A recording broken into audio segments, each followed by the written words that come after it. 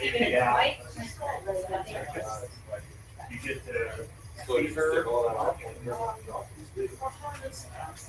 Yeah.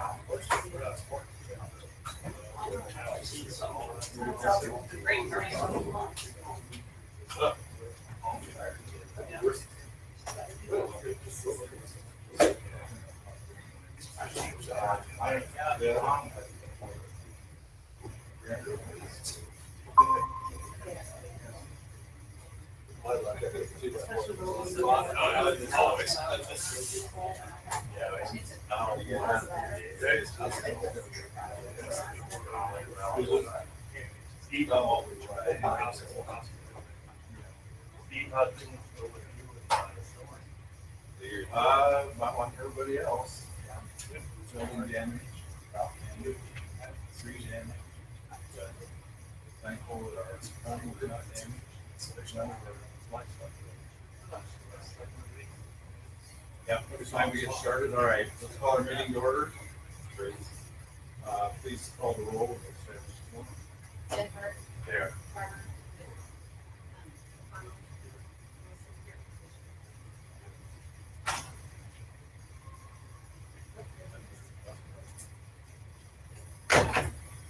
Approval of agenda.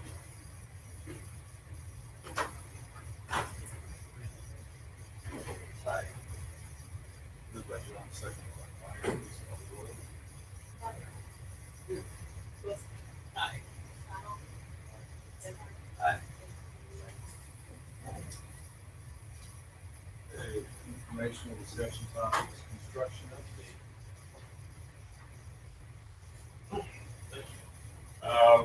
Things are going pretty well. I think you're aware, you got to see it.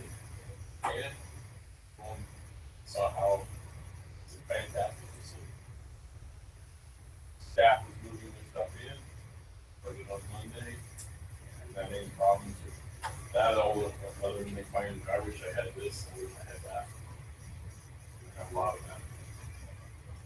A couple small design things we can change here. Power.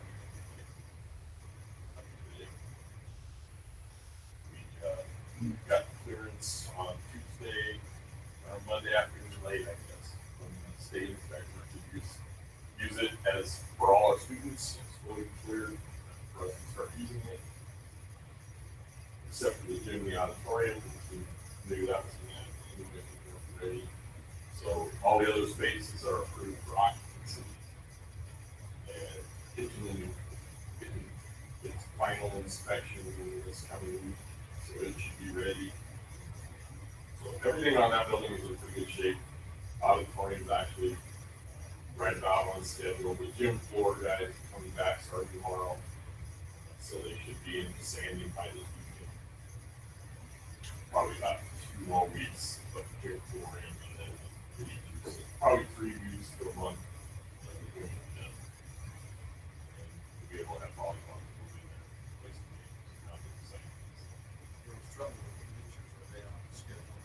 there. They're in storage right now, so they got them done. I'm sure Uncle would love to get them in paper storage piece.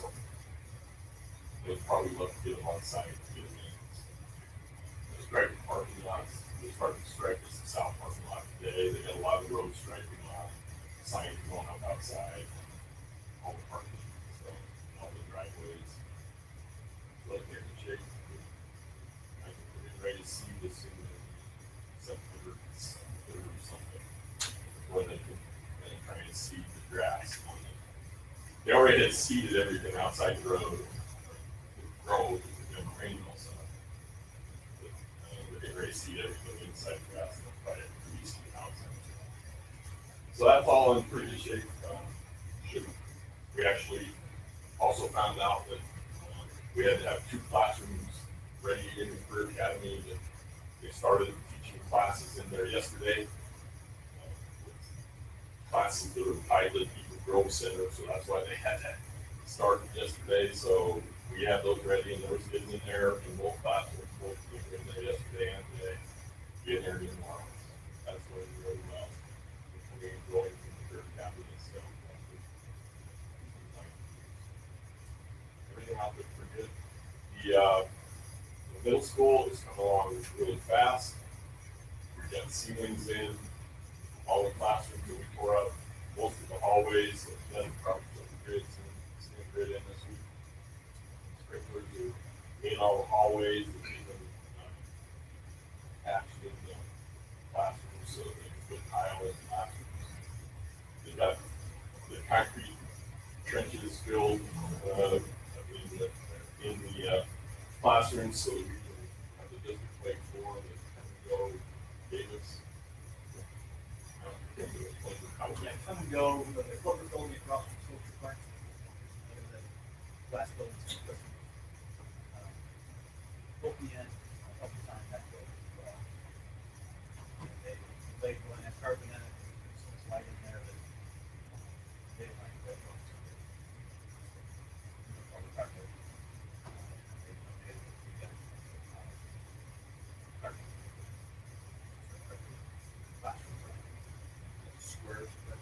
No, it's wide and So more like granite planks. It's really high grade carpet. Yeah, it's gonna be nice. Is that in the plans, carpet down there? Or Yeah.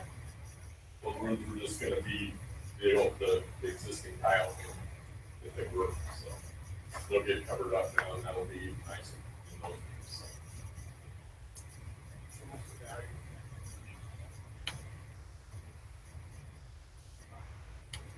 At least, yeah. Yes, no, the gym floor, they're coming back tomorrow, they're gonna about 2/3 done. They probably will finish laying it tomorrow. It'll probably be in the same about a week. But it's coming along. The gym floor at the other one, they finished tearing out today. They got the truss in and all the shoring is out. That's all opened up. It's pretty nice, really nice. That's gonna make that really nice for seating and then bring the concrete out now. Put the wall in that will be the back wall of the gym where the seating will be. That's coming along.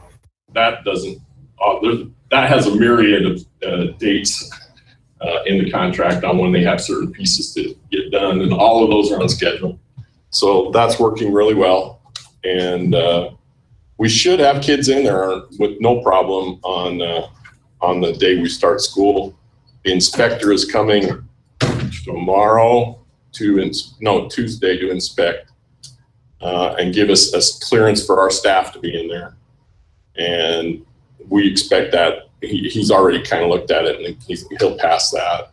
We can get our staff in there, and he's coming back a few days after that to clear it for the students to come into that building. So we should be on schedule out there even easier than we are out here, just because we don't have to move the entire building in. A lot of it's already there. The kitchens are there and some things like that. So Adam has done a fantastic job of moving the stuff, and his people have worked tirelessly in the heat moving all that stuff. And so we owe them a great big thank you, because they are really pushing to try and keep everyone happy out there. So it's coming together pretty well. It's unfortunate that the furniture guys were a delay in putting it together. I spent 4 hours with them one day, walking in every single room in the building that had furniture so they could look at it. And they told us it'd take a week. That week was Monday of this week. They should have been done. They barely even had the boxes in the rooms by then. So, but they'll get done. It's coming along. Any questions? Did they get the learning stair done? They're pretty close. They're working on it. It'll be done probably by the weekend, looks like. So. What's the exterior finish? Maple. Yeah, it has kind of a light finish that's the same as all the other finishes in there. All the match the doors. It's gonna be really pretty. It's really close. He's getting ready to put maple on when I left there at 4 o'clock. Teachers got in this week. Teachers started in there Monday. We made it clear to the contractors that because the teachers were coming, they couldn't just go in there anymore.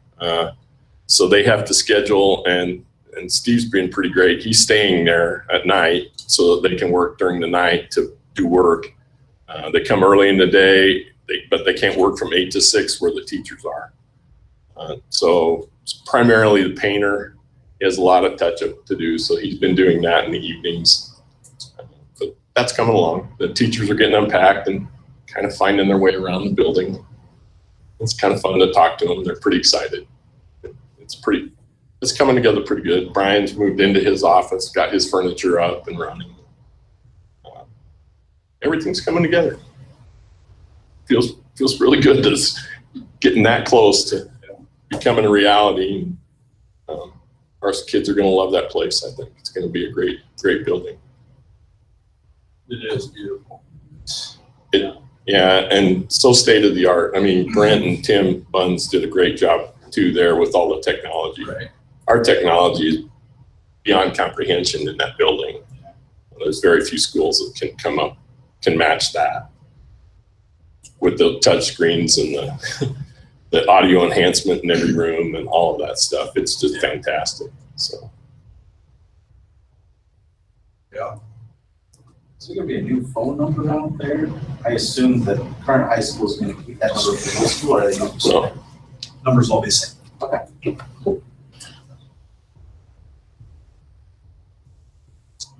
Any other questions for Sam? Has everybody had a chance to go out and look through it? All right. just give me a call. I'll walk you through.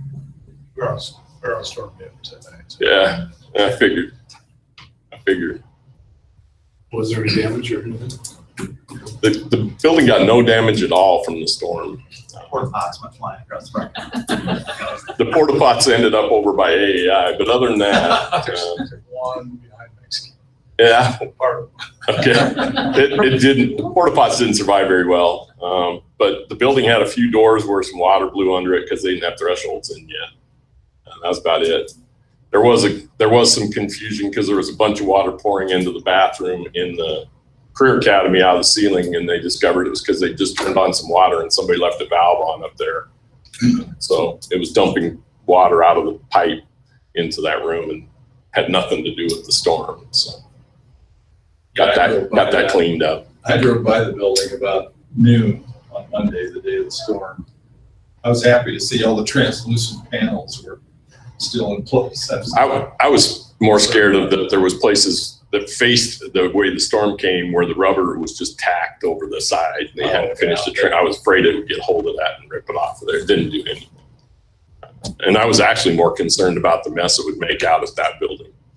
Yeah. Because we have one piece of roof torn up over the old shop while they're re-roofing it.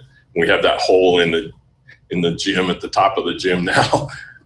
They didn't get hardly anything. So that worked. They didn't even have to barely do a little bit of shop vacuum to get rid of the little water they had. So Just briefly, what is the schedule on that gym out at the, I mean, is it a couple months? October, I think. October 1st, I believe. Should be in time for basketball practice. Yeah, it should make it by then. The biggest thing would be the floor. If it gets really humid, we'll have to. The problem will be that unit might not be on air by then to really control it. The biggest factor out there that we might not have done would be that it might not have permanent air conditioning in it yet. That's COVID related. Just getting those new units. We had all the other units for the high school already ordered long before the COVID. We did this after the COVID, or it's right in the middle of the COVID. So there is some delays getting that equipment. That affected the supply. Yeah, so the factories didn't get to make them as fast. So they'll still have rooms and they'll be able to be in there. It just might not have permanent air, but it's coming. It's a lot better than the rooms they were in over there even then. So it's coming. But yeah, we should be open. And they actually, we asked them, and they did it. We asked them to take the secure entrance piece on the front of the building that was actually part of the alternate that we waited another 6 weeks, I think, before we told them to go ahead. And they moved that piece up, and it will be done by school. So we'll have a secure entrance on the building, and the principal's office will be right there. All that part will be rebuilt. The boardroom and all of the administration wing will be November before it's done. Is any staff moving in there yet then? Not until next week. We hope to get them on Thursday, the 27th. The date on starting that is the 8th. September 8th. September 8th. Elementary. middle So, schools. yeah. I think Adam's already started sorting stuff into the rooms where we didn't do any work. Because we didn't, if you remember the design out there, we're sprinkling the whole building, but we made an agreement with fire marshal up front that we would sprinkle we'd run it in all the hallways, and we'd sprinkle the rooms that we were changing the heating in, but we would wait till next summer to do the rest, because we didn't think we could tear out every ceiling in the whole building and get it all sprinkled and put back. We probably could have now if we had known COVID was going to give us an extra month and a half of demo, but we didn't know that. So those rooms didn't get any work in them. So he's been moving their stuff into those. And a lot of it's already there because the desks and stuff stayed. We bought all new furniture for the high schools. We didn't take anything out there. So they already have their desks and stuff in the rooms. It'll be a lot quicker transition for Adam and his staff than that one was. Good. It was fun. It was fun seeing kids sitting in there this morning taking classes in the new career academy. That was really cool. Yeah. One of the classes was originating here and being taught in Eagle Grove as well. And the other one was originating in Eagle Grove and being taught in our building. A lot of the initial classes, Iowa Central is going to share them between Eagle Grove to kind of even out their costs. I think that's a very successful career academy, not well established. So that way they can get more kids taking those classes. It spreads it out a little better for their instructor money. So, but it's helping us. So. Any other questions? Thanks a lot, Sam. All right, thanks. Thank you. See you later. For all your efforts out there. You're welcome. Wonderful project.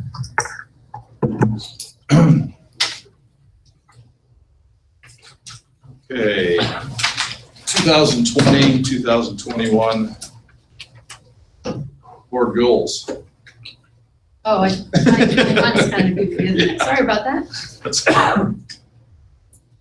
You knew what I meant. I did, yeah. I didn't even notice it. Everybody got a copy of our last year's board goals?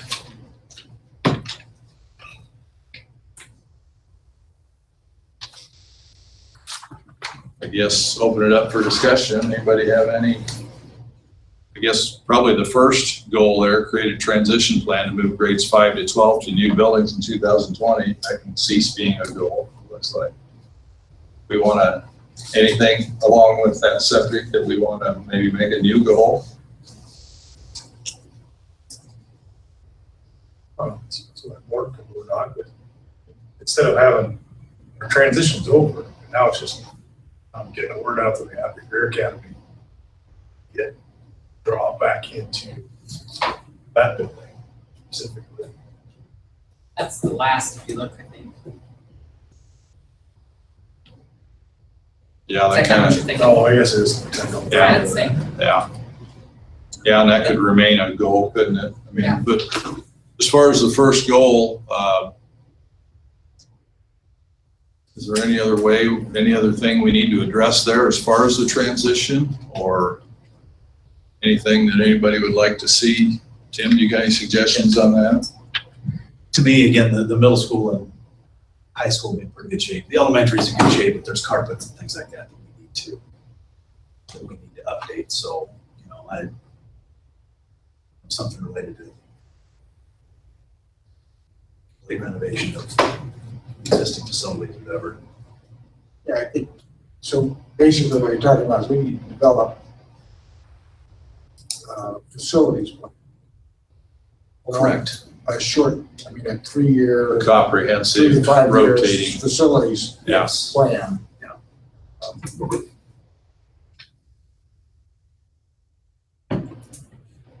Not a transition from one to another, but now just to look at what our facilities will need in 5 years.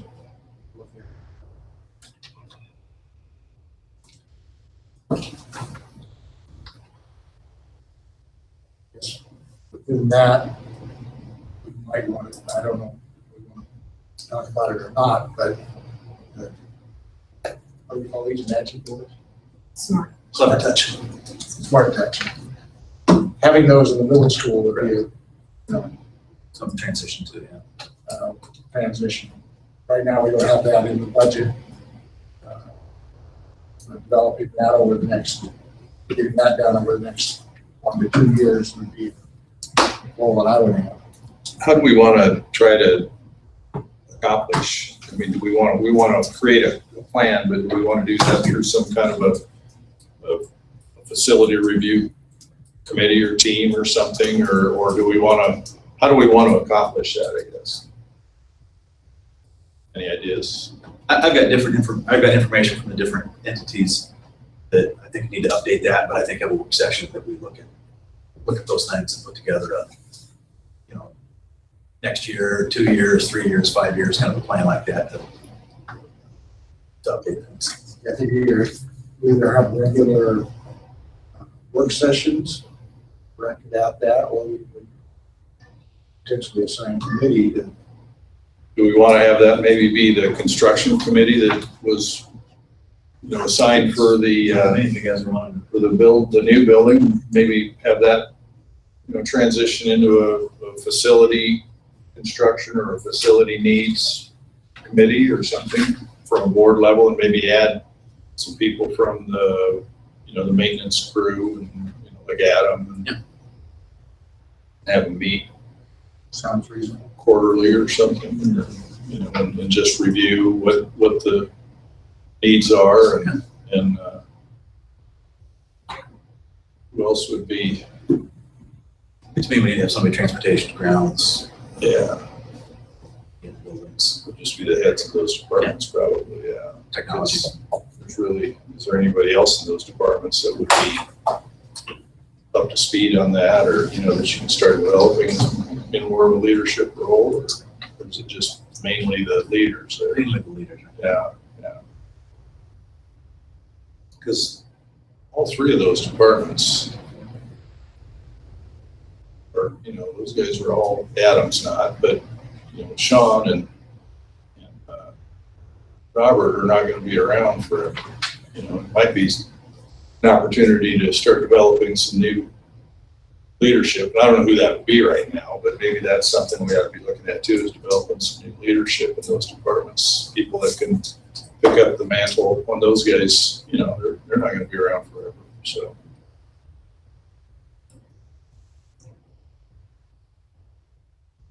Anything else on facilities or planning for facilities? Number 2, increased interaction and communication between the board and students, staff, parents, and public. Well, unfortunately, we have an election just around the window. March. Not completely. It was dented pretty hard. You know, we're not allowing adults in the school building. We're not gonna have board members going to lunches with students probably. So we're gonna have to rethink how we're going to communicate with the public. And that's probably continues to be high priority because there's gonna be lots of issues as we try to transition back into a normal life over the next. And the big question is, how long is that going to take? You know, how long is that transition period going to be? Nobody has the answer. But that's going to determine a lot of how that's going to work. So how's that going to look? To me, the biggest thing I think to think about is going back to the way we did it before isn't necessarily the correct answer either. I mean, it's, Yeah, it's some gonna things be- need to It's gonna be a change. changed world. Correct. We need to figure out what the positives are from the old ways and the new ways and meld them together somehow. One thing that, you know, example, is this a forever thing now? That we broadcast meetings by YouTube? I think we should. Yeah, That's what I'm saying, you know, moving Yeah. forward, it's probably A lot of schools have been doing that long before this. I think we need to keep this goal, we just have to look at how we're gonna do it. I think this is always a goal that we should always have better communications. Have you ever thought of having somebody in charge of communications, PR? Yes, I've thought about it numerous times.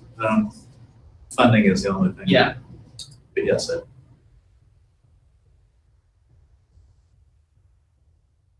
because Facebook pages are something we've added here in the last 2-3 years.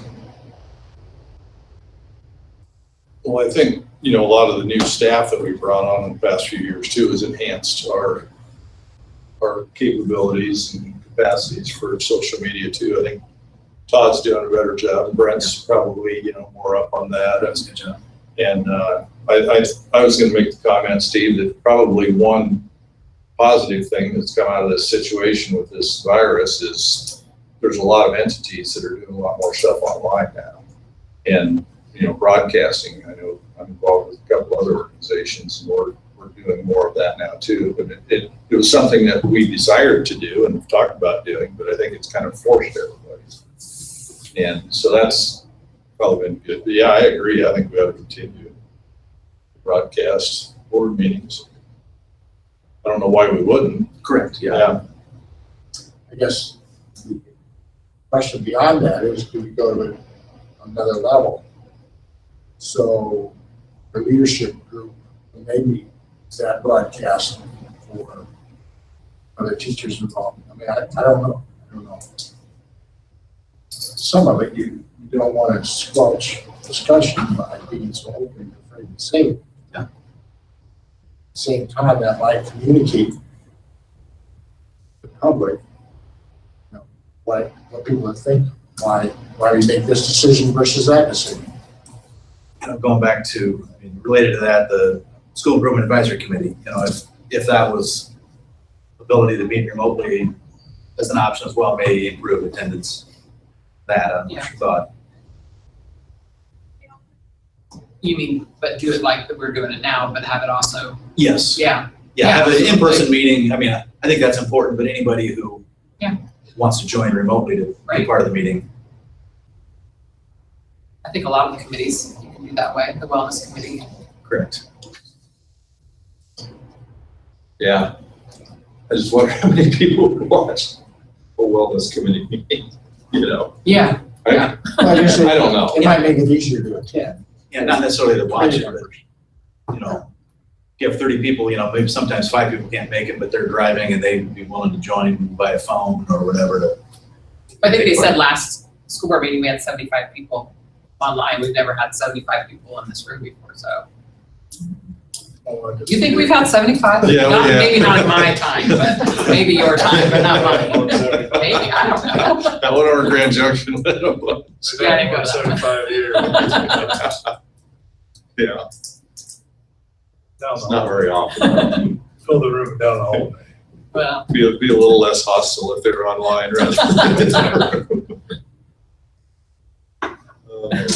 Any other ideas on that? I think we're kind of, I think we just need to explore what other meetings would benefit from online attendance. Okay, number 3, continue implementation of district career guidance plans with the 100% graduation rate as a goal, using IJAG and Career Academy to help reach this goal. Any comments or new ideas as far as that goes? Do we want to maintain that as a goal? I think it's a worthy goal. Continue with it. What was that rating this year? With, I know it was different here, but with this, basically, I would say it was 100%.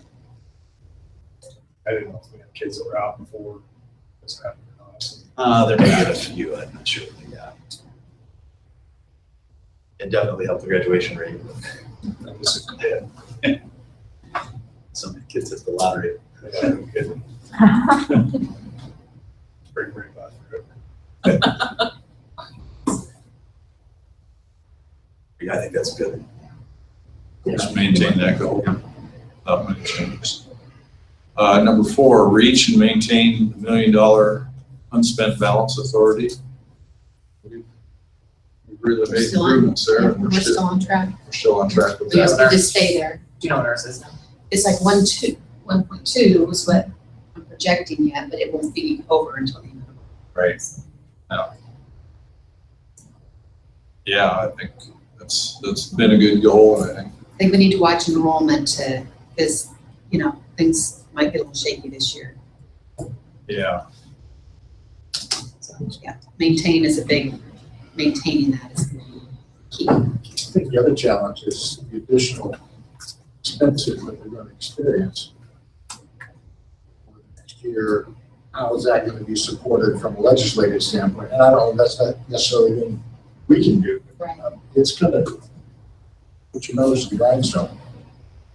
I can't help but think if enrollment really plummets across the state, surely there'll be some help there too. We've had initial conversations about, you know, will the state hold districts harmless? Because again, you don't know what enrollment's going to do under this whole thing.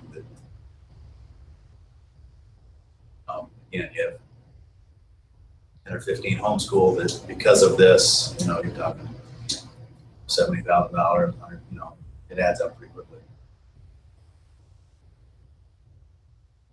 do we know if we have any of those happening this year, or? Yeah, I would say that we probably, update right now would probably be between 50 and 60 that are doing remote learning. But I would say maybe half dozen that I know of that are on homeschool due to the same situation. Additional homeschools? Yeah.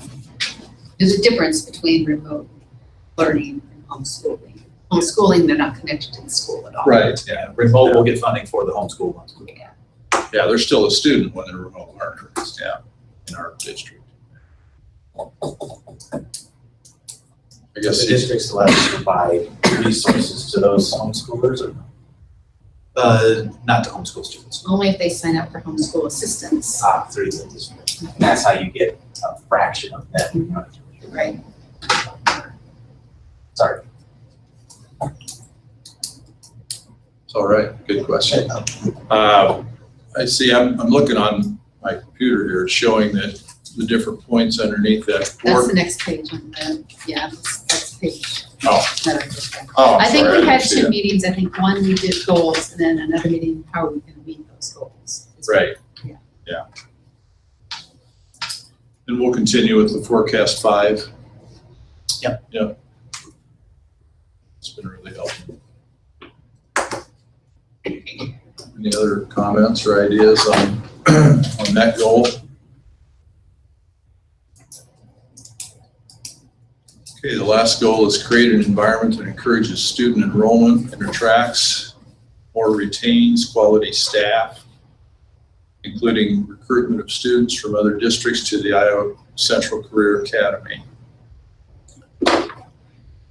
I guess my question is how's that coming together so far, Tim? Is it, Not as good as I'd like, obviously, with everything going on. Right now, we've got 5 students out of district. We've got 2 coming from Panorama. We've got 2 coming from Prairie Valley. And we've got 1 from, what was the last one? Featured.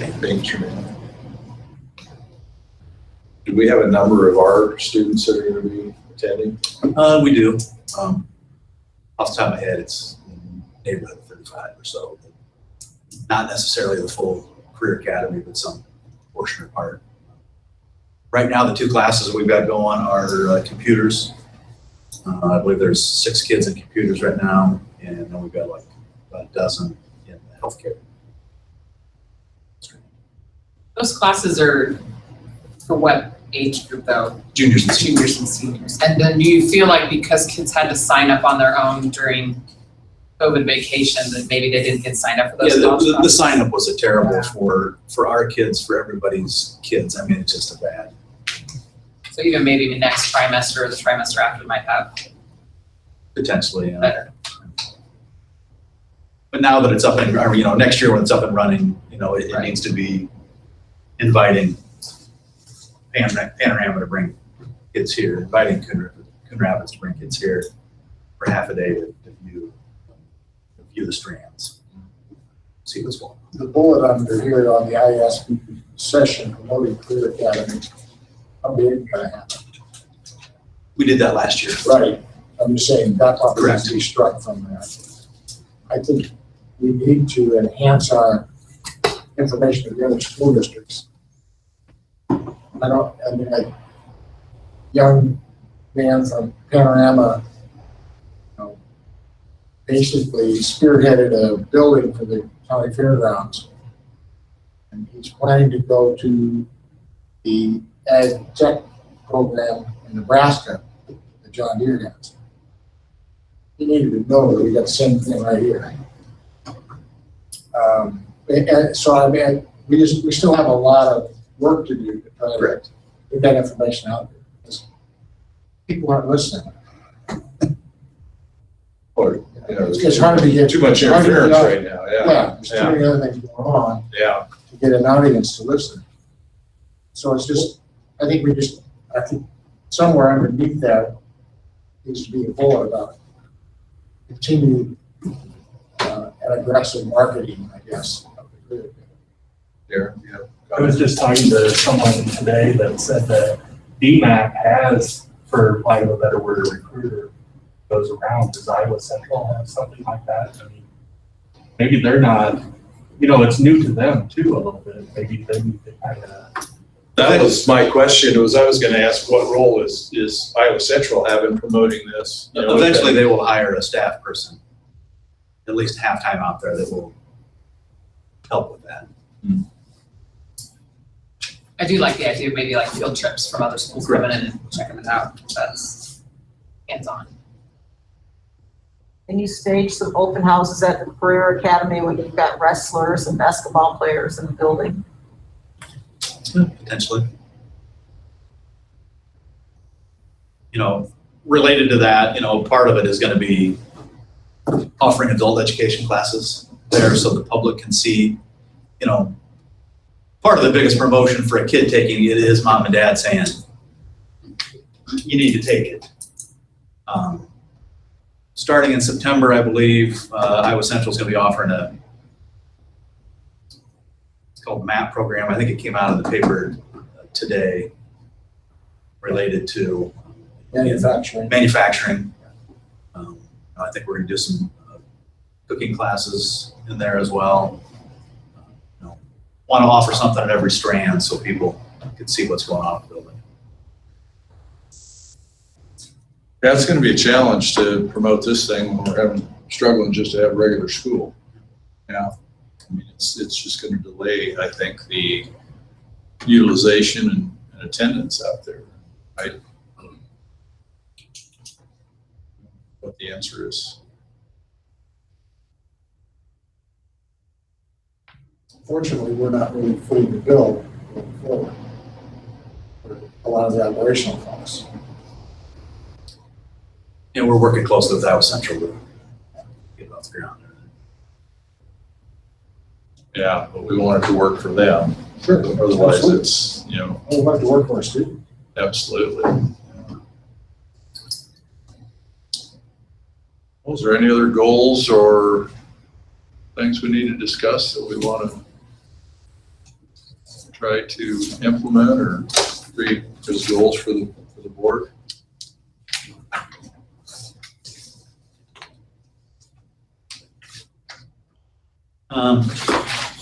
One I think is important, and I don't know how maybe it's already addressed in here. To me, the health, well-being, Yeah, I'm not mental, so sure we physical. don't need to just, we got a little bit about wellness committee in this last poll. I'm not sure we should But pull that I out think as a with everything separate going goal. on, health, Keeping our staff well-being, and students students, physically and mentally healthy. I think is important. Going to make a new bullet point with that? That one Well, bullet I point mean, right underneath wellness could be its own goal, is what you're saying.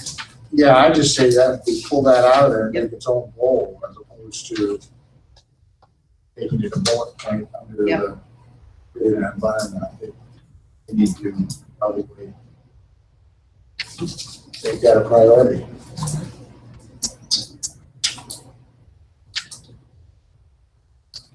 Does anybody have any additional points you'd like to put under that then? How we're gonna word that. Establish a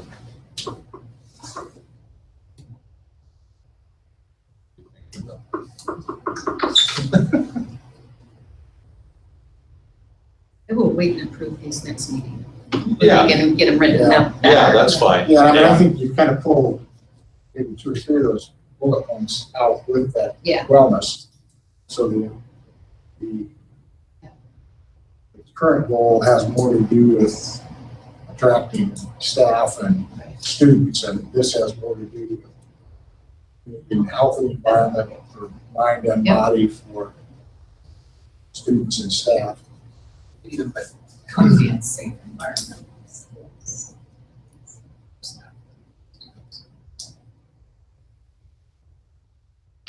Tim, did you feel like you had good applicants for the open teaching jobs? Do you feel like you promoted that you attracted quality staff? I think we hired good staff, but applications were down. Movement of teachers in the state of Iowa was down significantly. So hard to gauge if you made progress on that goal or not. Correct.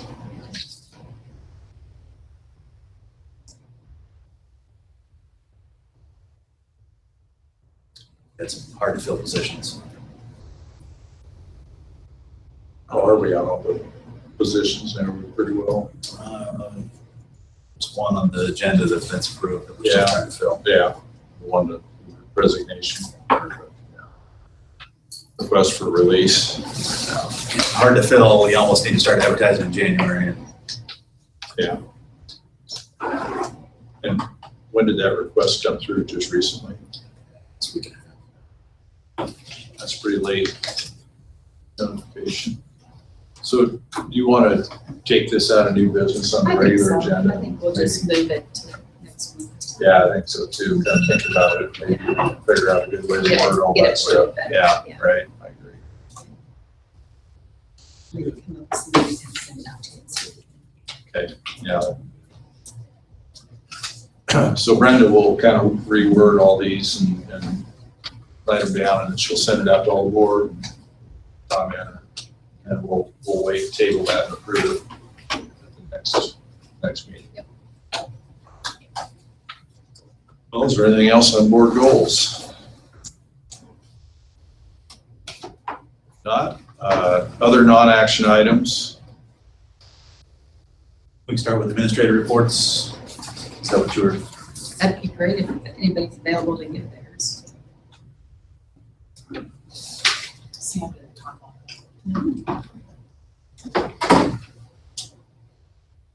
Maybe you need to speak up and ask. Scott Johnson, you available to give elementary report? Yes, I am. There we go. Got to get everything clicked on for us.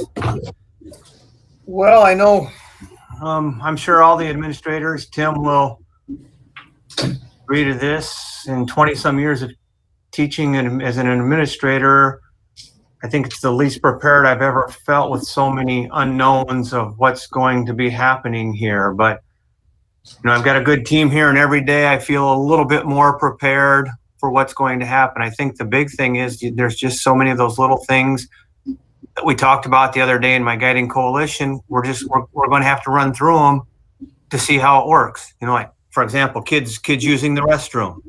How does that look? How does that work? And so different things like that we just kind of have to run through and get done. I think we've got a lot of things to help keep the kids separated as far as everything goes. We're going to look at our classrooms like their families.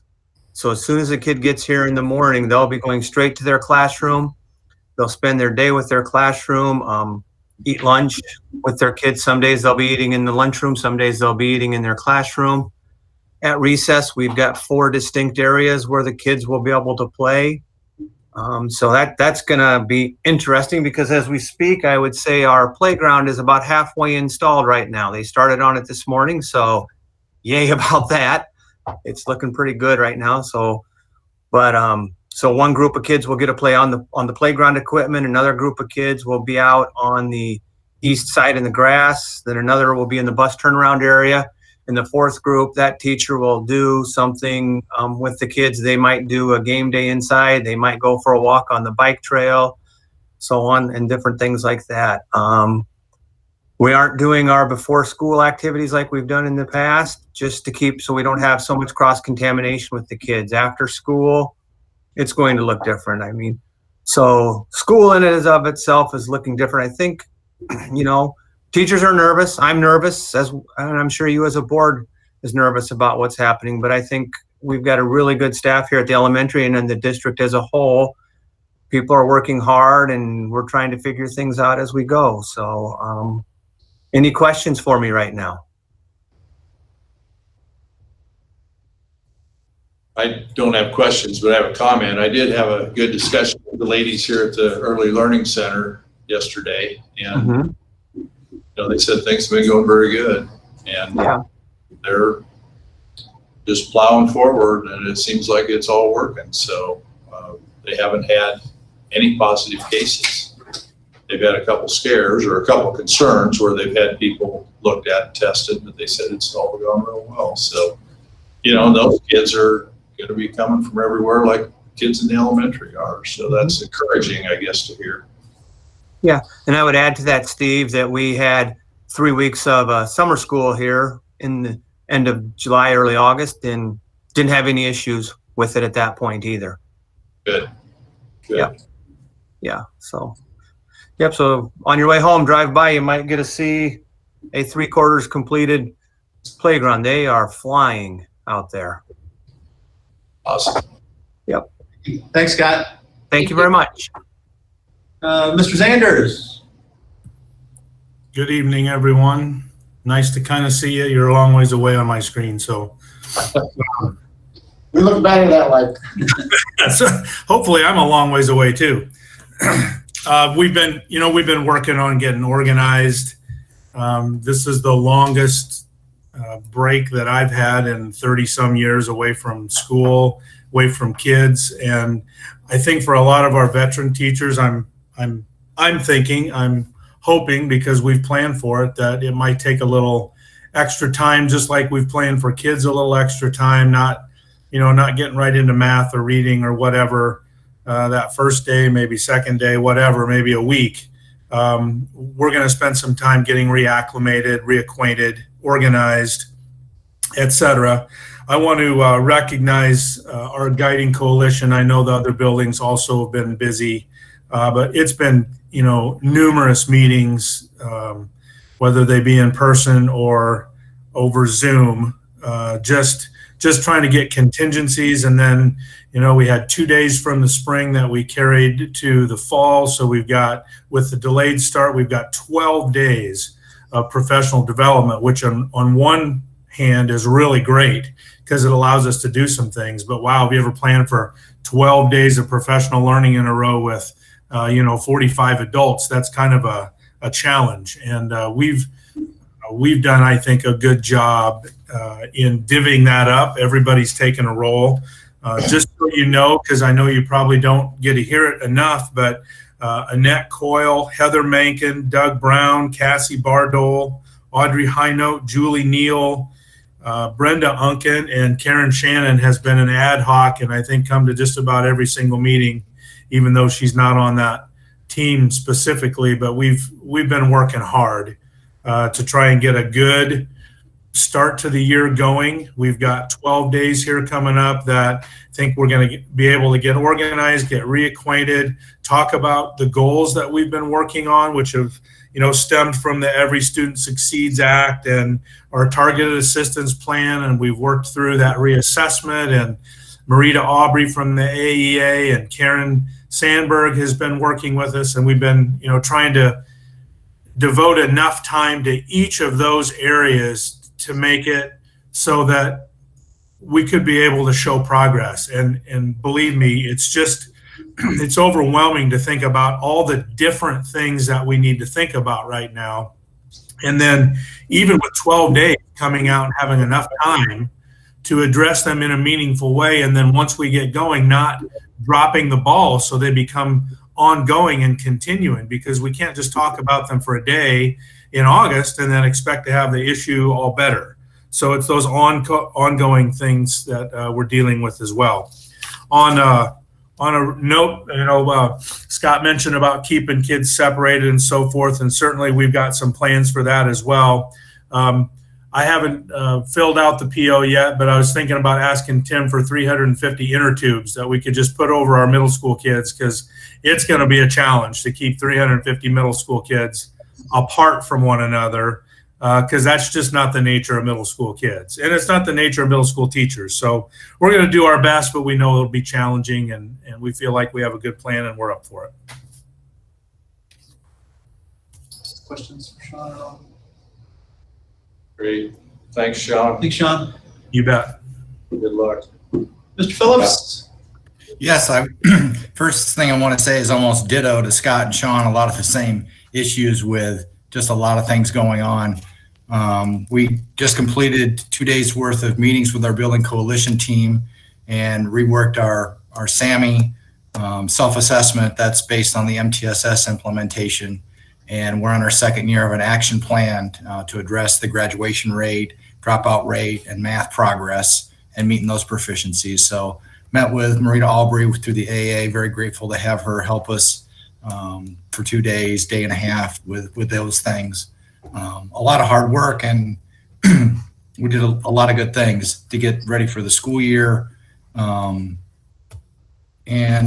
probably the thing that I want to bring up about the new building is we're making progress. Not everything is, completely clean yet or all the desks put together, but I would echo what Sam said about there's a lot of great technology things with the Clever Touch screens and the volume enhancement and just the visual difference. I've had quite a few conversations with different staff that are used to being, in their own little section of the building, such as the library. If you look at the library now or the media center, you walk in there and there's no doors. So it's just a lot more visual freedom with the learning stairs there. And, the outside view that you have, there's just going to be more movement of students. That's just going to be very different with in this new building, which is great. I mean, it's almost like a mini college campus. It's wonderful. One of the new things that I'm going to do as far as expectations is do some screencasting, which is an app that you can, video yourself for 5 minutes. And during advisory activities, I'm going to address some of the expectations for social distancing and not using the elevator, students and things like that. So a lot of things got done during our building coalition meeting. I'm very grateful for those folks. But I feel good about it, and I would echo, it's very overwhelming. You almost have to step back and shake your head a little bit, but I feel good about it. So that's the end.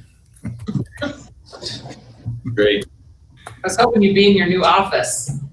Well, I've been in there, and I don't know, maybe they pitied me. They put my desk together first. I think I was one of the first ones that had my desk together. And every time I turned around, somebody was asking me questions.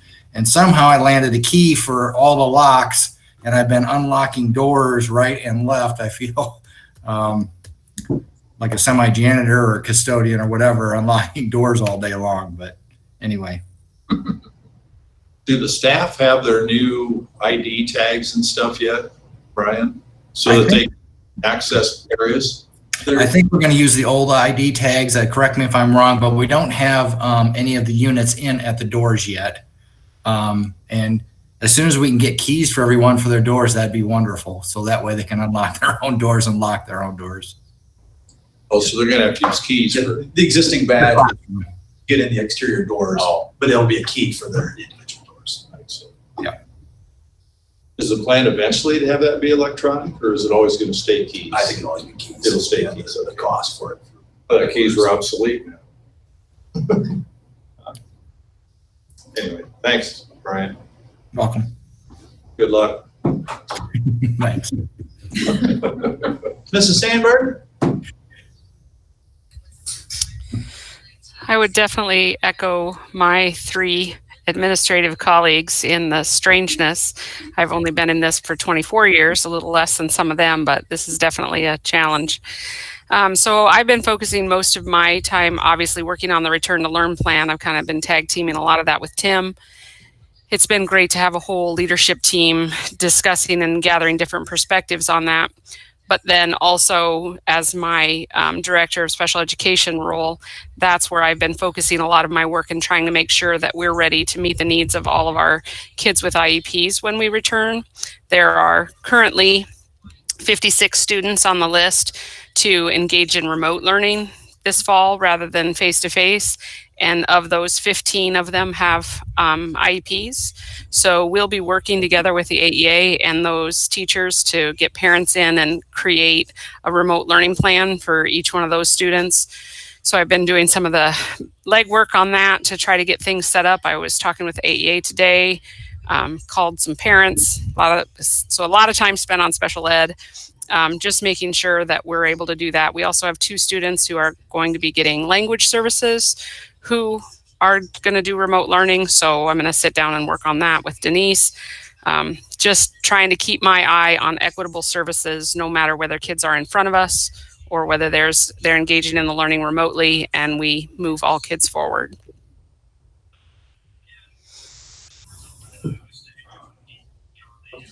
Questions for Karen? Thank you, Karen. Mrs. Neal? Yeah, hi. I was just going to report on summer school. We had 101 students that attended. This was open to anyone that wanted to come, so it's a little different than previous years. We also had 17 teachers, counselors on staff, nurses on staff, secretaries, of course. We went by similar protocols that we had that have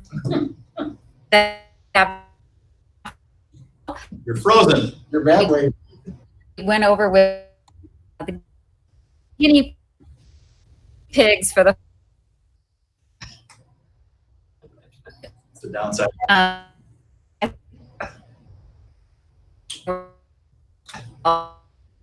And parents were very that went well. Had a lot of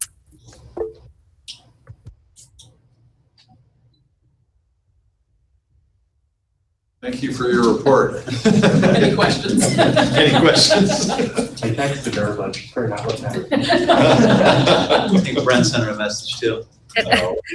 Did I freeze? Damn it. Yeah. Would you like me to do that again? You're still having trouble. I think eliminate your video and Get you closer to the. Can you hear me now?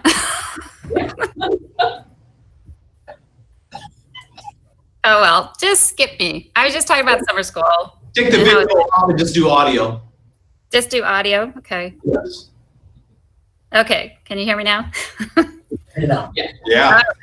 Okay, so I was talking about summer school. We had 101 students that participated. Basically opened it up to everybody this year, so no one was required. So that's something new this year. We also did reading and math, so Audrey helped with me as well. We did a lot of protocols that are the same as the COVID protocols from this fall, but we had summer protocols. We did a lot of training on hand washing and mask wearing, and a lot of communication with parents who were going home after each week. So I thought it went really well for being the first time back after so many months. Also been working on blended learning with the coaches, and we've been doing a lot of studying and a lot of reading and trying to get PD ready for that. So there you go. Sorry, I took more than my time. Do you have any questions, I guess? I don't think so. Thank you. Mrs. High Note? A lot of the same things that Julie said about summer school, working with blended learning, working with the building coalition teams, our COVID group this summer. For math instruction, we will be focusing next year on some number sense learning. And I'm not going to overwhelm teachers with that a lot because they're going to be learning a lot of new things anyway. So the challenge, I guess, for me is how am I going to, incorporate some small nuggets, bite-sized pieces of learning for our teachers, and not overwhelm them with with our new blended learning that that's really needs to take priority. So that's what I'm looking forward to this year. You guys have any questions for me? I think so, Audrey. Thank you. Thank you. Mr. Gordon? Nothing new to report. Right. We obviously have started fall practice. We started last week or this week, and I just want to, again, it's a different time. Not telling anybody anything new there, but we're also, with the construction and everything, we're kind of like an athletic program without a home. We have no locker rooms. Even when we do have locker rooms, we can't use them to store equipment, things like that. And I just, again, want to thank our coaches and our kids because I think they're adapting. I think that's the one thing activities in athletics can teach is the ability to adapt and overcome and to work with what you have. And we've been doing that. I want to thank Denny at the rec center because our volleyball teams have been using that and we'll use that next week as well. Scott in the elementary gym, we use that all summer, and the varsity volleyball team's using that right now. Hopefully we get the baskets out of the middle school tomorrow, we hope, so we can use that for practice starting next week on Monday. So, we just a lot of adjustment and a lot of compliments to our coaches and our kids for what they're doing on top of the COVID screenings and things that we have to do and the guidelines and protocols we have to do because of that. So everyone's been really good, and I really appreciate that. As you may or may not know, you probably do, we had to adjust schedules. Football-wise, we're now at a 7-game season with everybody making the playoffs. So that pushed us to just 4 home games instead of 5. We kept our first 2 non-district games, and then all of our district games just moved up from week 3 to week 7. And then after that, everyone will be in the playoffs. We don't know how that'll look right now as well. Same thing with volleyball. We've had to adjust that. We had a tournament scheduled for the Saturday of Labor Day. Luckily, we found a Saturday in October, first Saturday in October, where everybody that was coming to the tournament can come. So we scheduled that tournament for October 3rd. We were supposed to host on September 10th. We rescheduled that, went to Roland Story. So we'll be taking a home game away from that, going over there. Middle school that day too, since the middle school is going to play in the old middle school gym. And now the high school may or may not have to use that. Depends on when we can get into the new gym, but we may have to play one match in mid-September there as well. So again, we've had to readjust schedules. We need to get out to Spring Lake and kind of tour that because our cross country is scheduled to be there and see how much tree damage they have in the back sections of that where we run. And if we can even host a cross country meet again this year. So that's kind of where we're at sport-wise. We've got a lot of kids out, a lot of kids active. I think they were ready to be active. Yes. So we're happy with our numbers as well. Todd, I have a question. I heard just the other day there were 700 softball and baseball teams in the state of Iowa, and 96% of them completed their season successfully. Would you want to give a little recap on how it went for Greene County and what your experience was and what the takeaways were? Yeah, I mean, percentage-wise, the number of schools that finished was very good. There were a few schools that had to bow out and cancel their season right as tournament play was beginning. And that's where I think we learned a lot about the mitigation processes that we can take with our teams that could potentially save their seasons. So that's why we've put in a few of the things that we're doing in the fall, different than what we did in the summer. for our teams in particular. So, I mean, our coaches and our kids did a great job in the summer. We could have been better, and I think that's why we're kind of starting with a more strict approach, because we can always loosen that up if things happen to change. But I think, again, what we learned, the teams that made it through the season, that maybe had a case late in the year, were able to keep playing because they had some things in place, and we weren't doing some of those things in the summer. So that's why we're kind of going with more masks on our kids when they're standing around, talking more about social distancing when they're not playing, when they're out. And the National Federation has done some things football-wise, especially to help us with that. Kids can spread out now 10-yard line to 10-yard line on the football field. So they can spread out more on the sideline. Coaches can't be with them from the 25 to the 10, but they can spread out.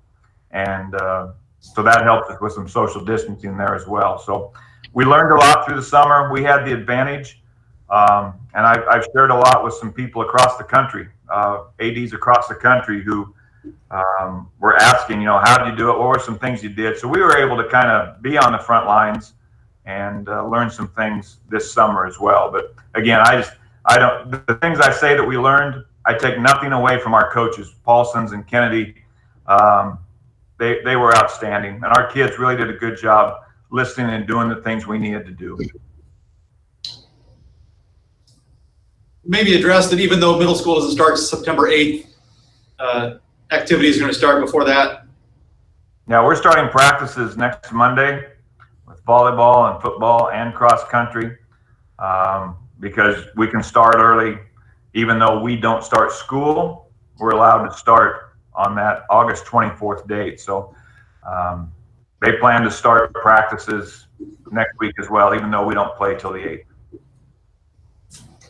Or the 10th, I think. That's Thursday. Mr. Gordon, could you talk a little bit about why the spectator rules and stuff that you put out today? Certainly. That's based a lot on the CDC guidelines. The highest risk for transfer of the virus is on large gatherings and sporting events. Things like that fall under that category of the highest risk. And the overall theme of, keeping it away is the social distancing, for one. And so that, that's the 15 or 12, 6 feet away, no more than 15 minutes.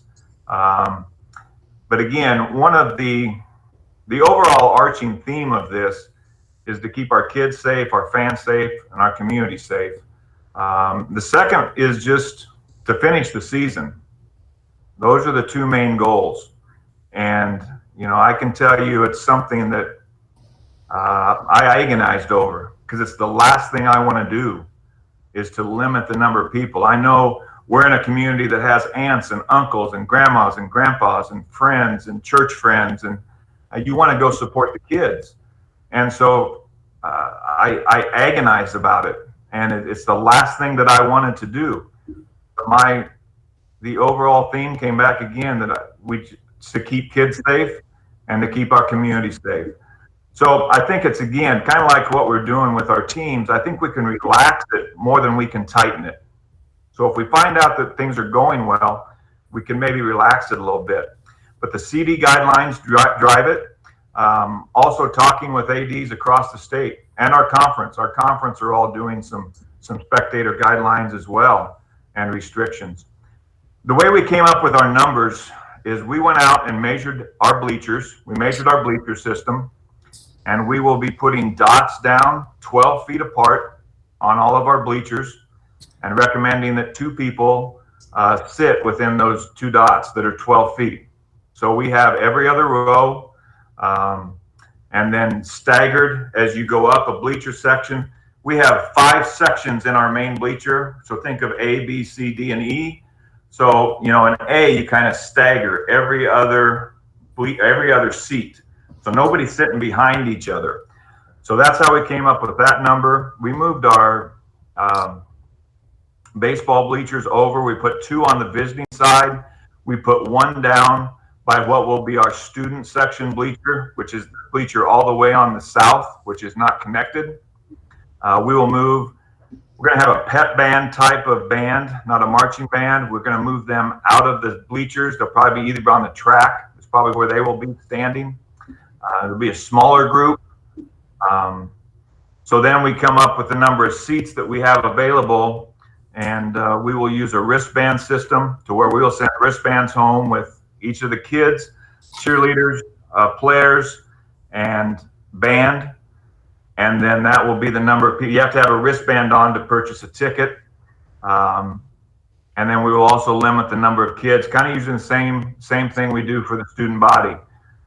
In that bleacher section with the other bleacher section, there's room for about 30 kids there. So once we get the rosters finalized, we'll be able to come up with a number on what that looks like, how many tickets each family group might get. But I can tell you that we're not the only ones doing this. Again, it just, we're also coming up with some parking outside on that north end. We can put about 9 stalls in there where we can sell a car parking spot, and you could have as many people as you want in there. You could back a truck up, but we'll sell those spaces reserved for that as well. So we're trying to get as many people in as we can. We've also gone around as much as we can. We've got 10-foot sections along the fence in a few areas. There's more on the visiting side, but there are a few on our side. There just isn't as many because our bleachers are bigger. But some places where people could bring a lawn chair, and 2 people could be in those 10-foot spaces there as well. Our visitors will have 100 wristbands sent to them to start, and they will have 100 people that can get into the away games.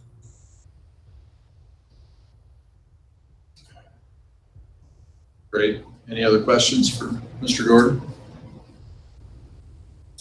Thank you, Todd. Yeah. Mr. Gersma. So I was talking to Sam Harding before the board meeting, and I was just telling him how it's so crazy and nice to see how well that building came together, and just the finishing touches, how nice of a building that's going to be for the students, just from where it started to where it is now. So as far as the infrastructure goes, networking side, we're good in A and D. We've got wireless available to every room. And all the computers are hooked up to network cables, so we're rolling on that. We'll be getting printers here pretty quick over there, hopefully next week. And then they just put the last Clever display up today. So we are almost a finished product. We're still waiting on some desks, of course, so we can get computers on tables or desks. But hopefully early next week we'll have that done. And once that is done, we'll really take off and tidy up all the stuff on our end. We're still working on room sound in the academic wing, or excuse me, in the Career Academy, but in the academic wing, it's all done. So teachers have those room mics we talked about. So yeah, a lot of great technology in there. And I guess I wish when I was a student, I had access to stuff like that. So I hope that they appreciate what they have, and the teachers as well. So much potential with that. And so with that, the teachers have professional development tomorrow to kind of go over what is in every room and how we can use that technology efficiently. And there's a lot to learn and a lot to be acclimated to. But I guess with time, obviously we can't expect that they'll get it all right away, but I think with enough time, we'll kind of understand what is available and what's offered, and hopefully they'll use it to the best of their ability. So yeah, a lot of great potential, a lot of technology in those buildings.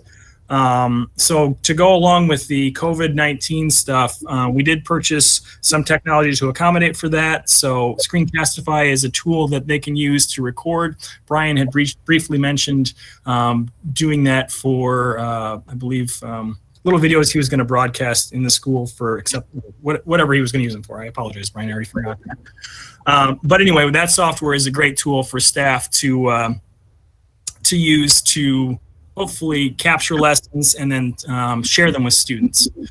So that should be a good tool for them to use. There's a lot of other stuff that they'll be able to use too that they'll learn about tomorrow.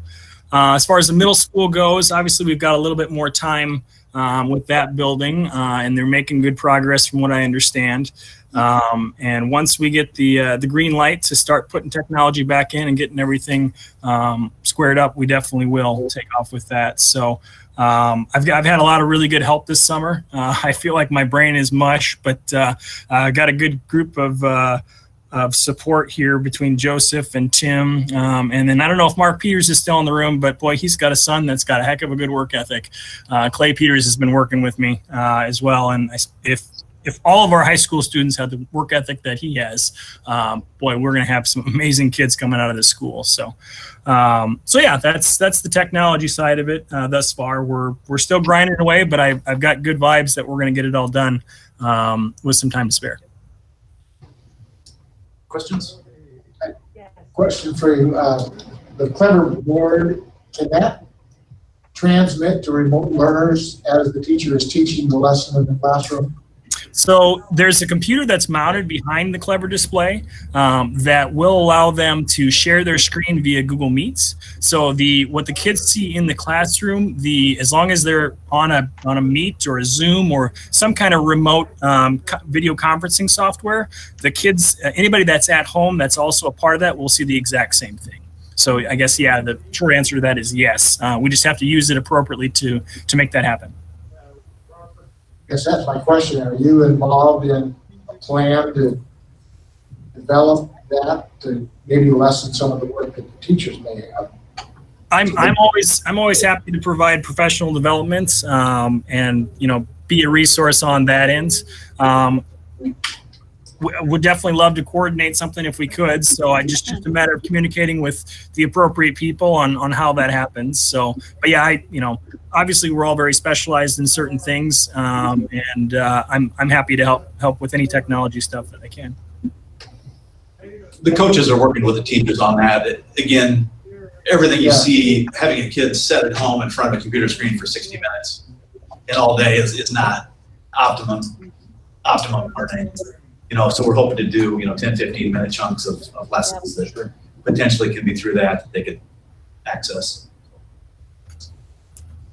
The transportation grounds, Sean, Robert, and thank you, Brent. Sean, Robert, and Adam are all at 3-hour stop course in Perry for bus driver training, so they're not here. So, I think I caught everybody else, did I not? I think so. Well, should we adjourn? And we're going to be a little late, I guess, to start. Should we start at 6:40 rather than 6:30? I need to have a break. You have 2 minutes.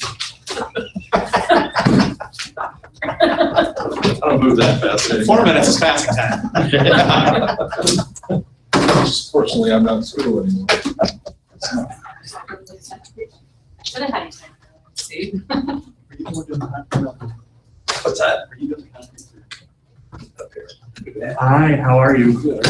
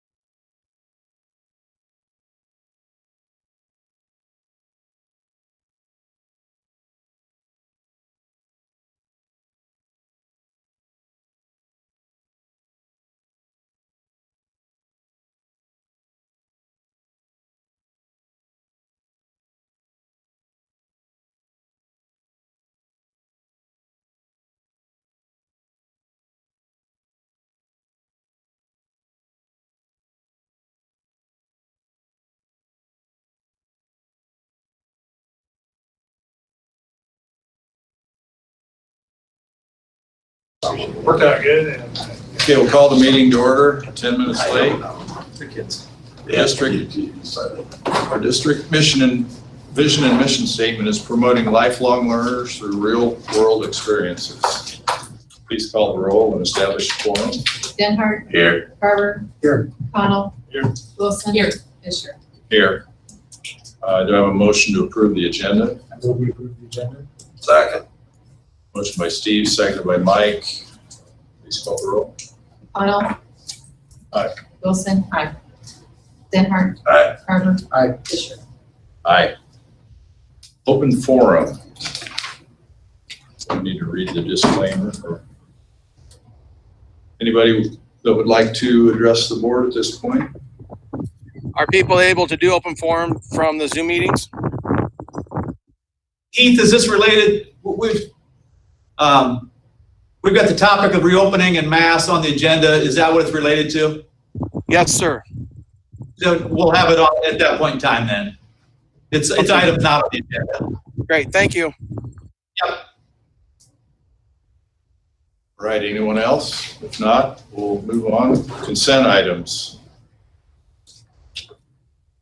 Any questions or comments on consent items? If not, I would move that we approve the consent items with the exception of hiring and resignations, and then we can have a discussion of that. Separate discussion about those. So we approve the minutes, bills, financial reports. But I don't think there's anything controversial on that list. There's not Okay. a person Okay. on that list Okay. that is going to be discussed later. Okay, all right. I move we approve all the consent items. second. All right, Steve has moved and Mike seconded. We approve the consent items. All, please call the roll. Wilson. Aye. Connell. Aye. Denhart. Aye. Carver. Aye. Fisher. Aye. Okay, old business, second reading of BP 904.2, the advertising and promotion. Yeah, just so everybody knows, the big purpose of that is to maintain the integrity of the logo, of, district and all that. We don't want somebody taking it and changing it. We don't want somebody, using that logo on something that's inappropriate. I know there have been some questions, and I asked Todd Mr. Gordon to address this. Would you address, use of the logo and everything by, like Shine On and some of our local entities, Booster Club? Right. Shine On, Jen, and Emily Gannon, their group or their businesses, they are not being charged to use the logo like others would be if they come in from the outside, or but they are following the same process where they will submit. Anybody who wants to use the logo has to submit their design idea to Atlas K-12, which is the group that came up with the logo and is handling the royalties and things like that. But we are not charging them to do that, Jen and Emily, because they give so much back to the school already. So they are not under that same thing, but they do follow the same process. And again, that's with keeping the integrity and the trademark of the logos, that they will do that. It also helps. It also kind of helps them because it's able to show them exactly what they've been doing, how much they are doing for the school. So it's a way of tracking that for them as well, for their business. And so that's kind of how that works. Again, they're not charged, but they're following the same process of anybody else who's using the logo. Two questions about the logo part. One, because I know my daughter works up there. The font is also part of our logo. And I guess the question that's been kicked back is the font's too big for small kid shirts. So how do we deal with that? That's the first I've heard that, so that's something. They're having trouble getting approval. They can't change the font. You take a font that fits my shirt, put it on a kindergarten, it doesn't fit it. So apparently that's an issue too. And my other question, since we're talking about t-shirts and that kind of thing, how much does Graphic Edge give back to the school or the Booster? Todd, did you hear? How much does Graphic Edge give back to the booster club or the school? When they do like a team store or something like that, off the top of my head, I don't remember what it is, but they give back to that team store, give back to the program that goes with them, that they do it with. They give a percentage of the sale back as well. I don't know what it is off the top of my head. I'm just curious why we have these people in our district that actually do this work, why are we going out of county for service? When we know that our uptown gives 20% back. That's just something that Graphic Edge is still kind of, they've kind of been in the town too and doing it. I know they're not in town. Their representative lives here as well. But that's just, people have done business with them for a long time. I think we did probably cut out one that was doing a lot of business here a few years ago.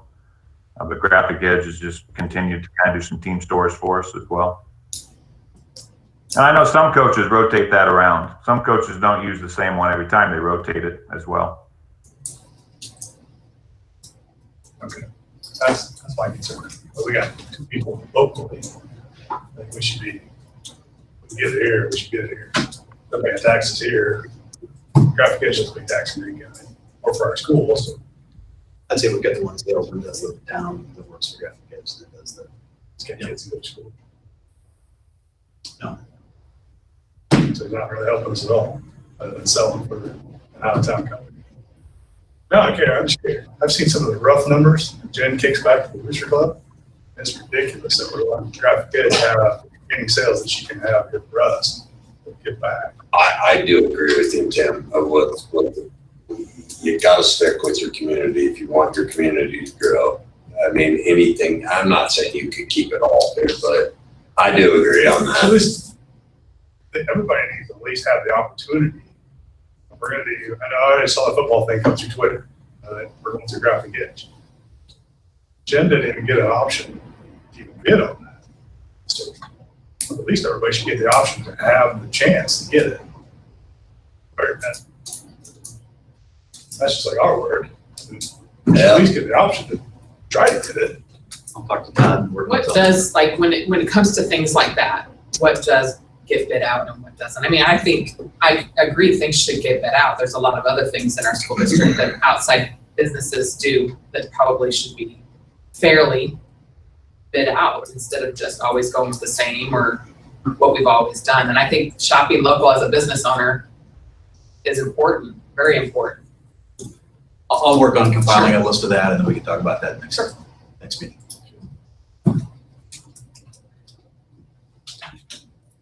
So we want to go ahead and approve the I'd recommend they approve it. advertising for motion. Second. All right, we have a motion by Steve, seconded by Mike, to approve the second reading of BP 904.2, advertising and promotion. Please call the roll. Connell. Aye. Wilson. Aye. Denhart. Aye. Herber. Aye. Aye. Okay, item B, middle school building. After a presentation we received last month from the 2 different entities, I communicated with Jeremy Hindo a couple times, and he got back to me last week again and decided that that's not something that he wants to pursue. So I guess my question to you, I mean, there's obviously a long process in it, but question for everybody related to the proposal that Nate Adams gave, is that something that you would like to pursue? Again, there needs to be, public hearing would be the next step at a September board meeting. If that is something that, again, we want to pursue.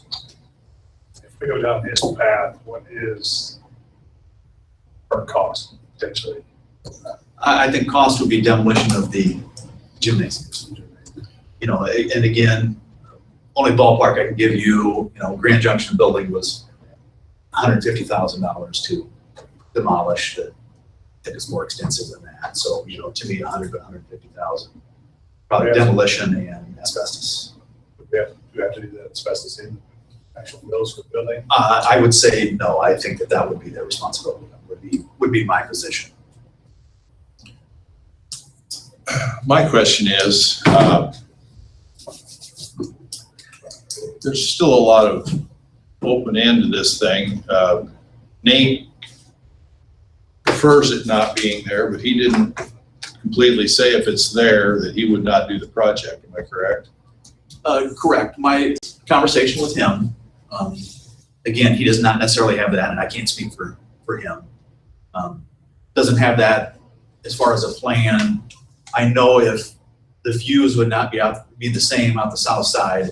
So I think what he had envisioned as middle to upper end living would be middle to low income living, I think is, again, that's my take on it. Again, not speaking for him.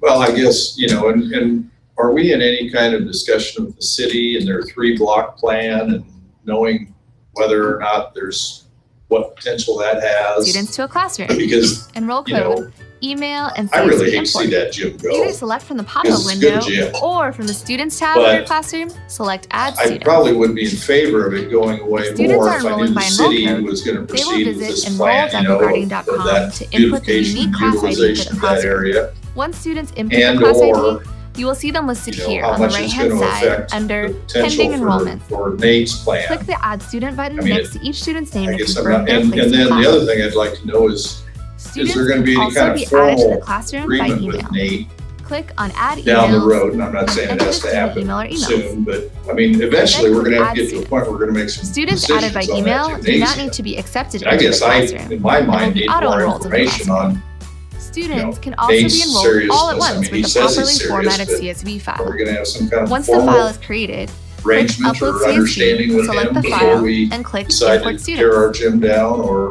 what we're going to do with the gym, and or Here are some additional things to what's keep the in mind. plan that the city's going to If you're working in a classroom, propose? And import I it from I Google know it's probably Classroom, hard for or them via to an make any firm integration, proposal all at this changes point. to the roster must be made within You the know, original there's just a Google lot of Classroom questions that or I have Student about Information System. That's still a good If you ever facility. see a student listed by email But rather than I the name understand under that the if all Students of tab, these other please plans come to fruition, that it's probably not something that should stay there. I just don't know where I'm at on it, to be real honest. I'm kind of torn on it. Yeah, I'm the same way. I mean, I looked and listened to all the basketball coaches and places that, kids were having to go to practice early. And I'm thinking, why are we going to get rid of a gym, or I don't know. I got mixed feelings about it. Part of it is how do you keep it up for practice? I mean, The gymnasium's fine, but the locker room facilities suck. yeah, They right. need to be redone. Well, the HVAC would have to be redone So too. first thing right out of the gun is we're going to spend $1 million so we need to do it. Yeah, Financially, it's not something that I would recommend that we maintain as a district. Yeah, those So are it's all- finding a third party similar to the wrestling thing. We already spent $40 million. You just spend another $1 million on the gym that they want to keep. Yeah. And I know people want to keep the gym, but it's another $1 million at least. I think what people are confused about is that it was kind of touted that we were gonna get another gym when we built the high school. That's what I've ran into when I talk to people, is they I didn't think know that was thought. the middle that- school was that gonna get everybody torn thought down. We're going to have another gym. I can see where it would be. And now it kind of makes us look like we weren't telling the truth. But we kind of are getting another gym with the high school renovation. Right. For We had two middle school. competition gyms. Yeah, We've only got middle one school. competition gym. We only have, Yeah. that was the thing, we just had one competition gym, now we have two. Well, does anybody really price the heating and cooling changes? There's been some He gave the Somebody numbers at really looked at it. 300,000, didn't quick talks. Based on what the architects were saying, he? He yes. did. That's the numbers Nate gave last time. That's just.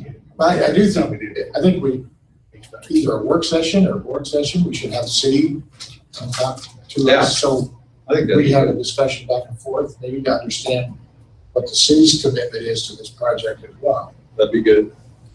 I will talk to, I'll talk to the city and see, again, if they are, what their level of commitment. I guess we got a guy right here. Have you talked about it? We are now just starting on our budget priorities for next year. And so some of these things are in there, but that's what we're going to be doing soon. We just got a survey out for that, but you're right, we're kind of in holding pattern too.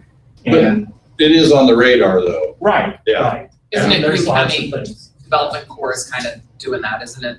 That who's I would say we would agree that they're the push behind it. Yeah. You know, not necessarily the financing behind it, but yes.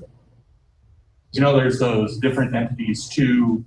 It's probably just off of where, you know, some of this Main Street Square is, but we've kind of expanded what the, you know, where that can be too with those other apartments, those White House apartments and things like that. We've got the new veterinarian, we've kind of made the. I've always been the end of it. My shop is the end of it, so they've always been in They've that. been, yeah. Is that, are they corporate? Well, I mean, there's other things that, where we expand a little bit about what the square is and stuff like that, but I can bring that up over, you know. But yeah, I'll talk to, Yeah, I'll talk to Mike Palmer and just see, you know, what the city's involvement in that is. I believe that Nate Adams, they're getting preliminary estimates from contractors first week of September. Then I guess my thought, I would talk to him about being in September board meeting to give a somewhat formal proposal. And then based off that, you know, potentially set a public hearing for October board meeting rather than September. I mean, it went as far as there were talks about closing that block between the rec center and the Harrison Street. Right, at Harrison Street right there. And the, you know, all the splash park, the garden or whatever. Welcome to green, part of that. So. Brenda can speak to that, but I think that they've made a pledge to, you know, because the other part of this is They pledged it earlier. the early learning center is the other part of that, which I think they've made a pledge towards that. Well, we're a ways away from making any decisions. I just want to get as much information as we can and, you know, collaborate with all parties that are interested in that whole area, that whole space, you know, before we pin ourselves down to a decision. And I think part of it would be to try to maybe figure out some of the costs. And I mean, you've talked to the architects. Sounds like you got a pretty good idea. Yeah. Again, to me, the thing that you need to talk about though is, are you talking from the perspective that the district is going to maintain that building and we're going to keep it, or are you talking from the perspective of a third party? Yeah, and I don't know. Yeah, I don't know. So, I mean, there aren't any other third parties that are interested at this point, are there?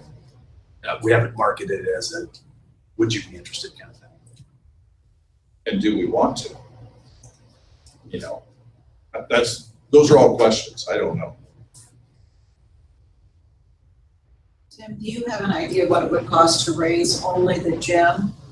You said $150,000 for that whole Grand Junction building, which was a 3-story and the gym. Correct, yeah.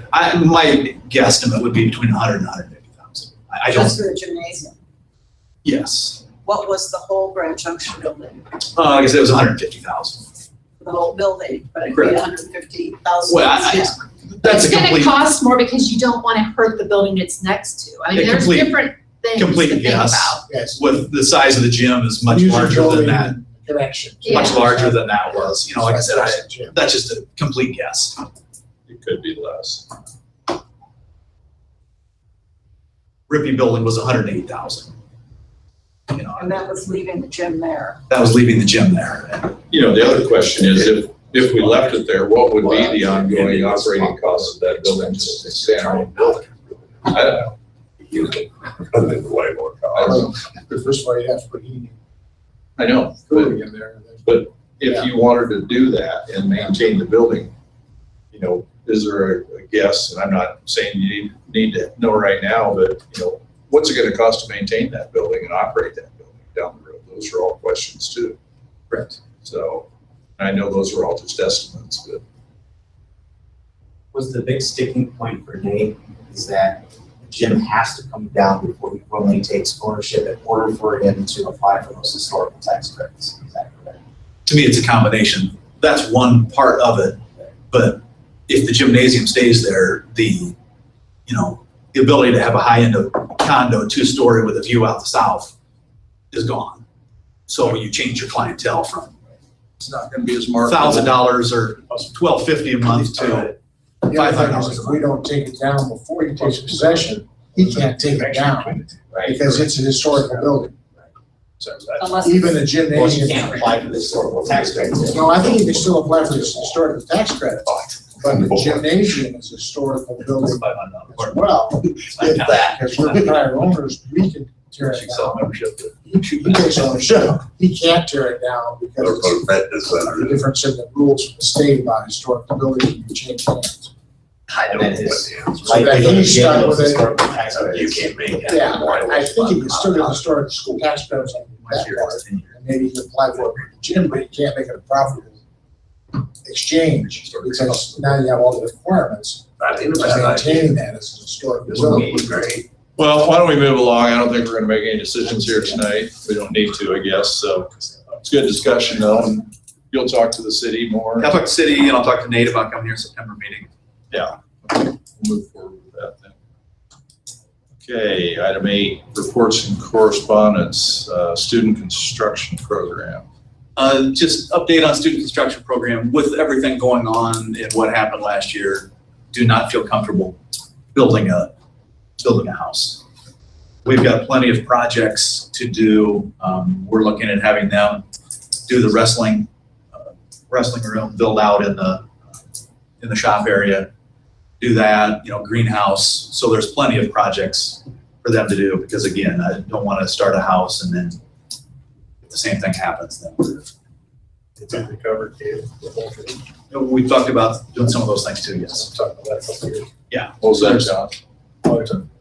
Last couple years, we kind of talked about putting a covered entryway at the football field. Oh, yeah, So ticket takers and everything out of that'd the be a way, good project. just as well as It's not a nice, big project. nice look, but yeah. But a lot of little projects. Yeah, we got a lot of little projects and they've talked about, not saying that we were gonna do it, but Right. could build sheds and different things. So I think there's plenty of projects to do, but I just wanted to say we're not planning on building a house just because that's not. Did the other house get all done? The only thing that's left is the north sidewalk out front, so, yes. Did Duncan's move in? I believe that I'm waiting for the construction class to come inside the one. they're gonna do the sidewalk, yes. Good. I think they're in. All right, item B, board committee reports. Anybody have a report from any committees? Missed the foundation meeting. Probably wasn't much going on there, was there? One thing would be the change orders, and that's on the agenda for today. Oh, yeah, from the construction committee, yeah. Okay, we've done administrator reports, so any other reports or correspondence? No. Okay. Move on to new business, the 2020-2021, it's a mouthful, North Central Consortium Program, School Program Agreement. And we joined this last year. We've got a student that's still going to up to Manson area to that consortium school too. Just need to approve that agreement. How many different places do we have students going? We've got North Central Consortium. There's a school in Manning and Woodward Academy. So 3, and then also Grandwood Special Ed School down there. So 4. I move we approve the North Central Consortium School Program Agreement for 2020-2021. Second.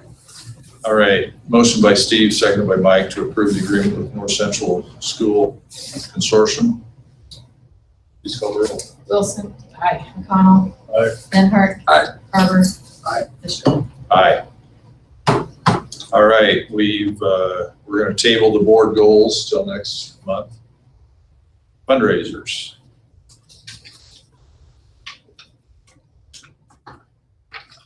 Just have a football program. Football fundraising. I move we have approved the fundraiser proposed by the football team. All right, motion by Steve, seconded by Catherine to approve the fundraiser for the football team. Benhart. Aye. Connell. Aye. Wilson. Carver. Aye. Fisher. Aye. Okay, item D, construction change orders. There's one for the middle school, and there's one for the high school. So you want to Do we, do it separately? Whatever you like. Well, I move we approve the change orders for the high school. Second.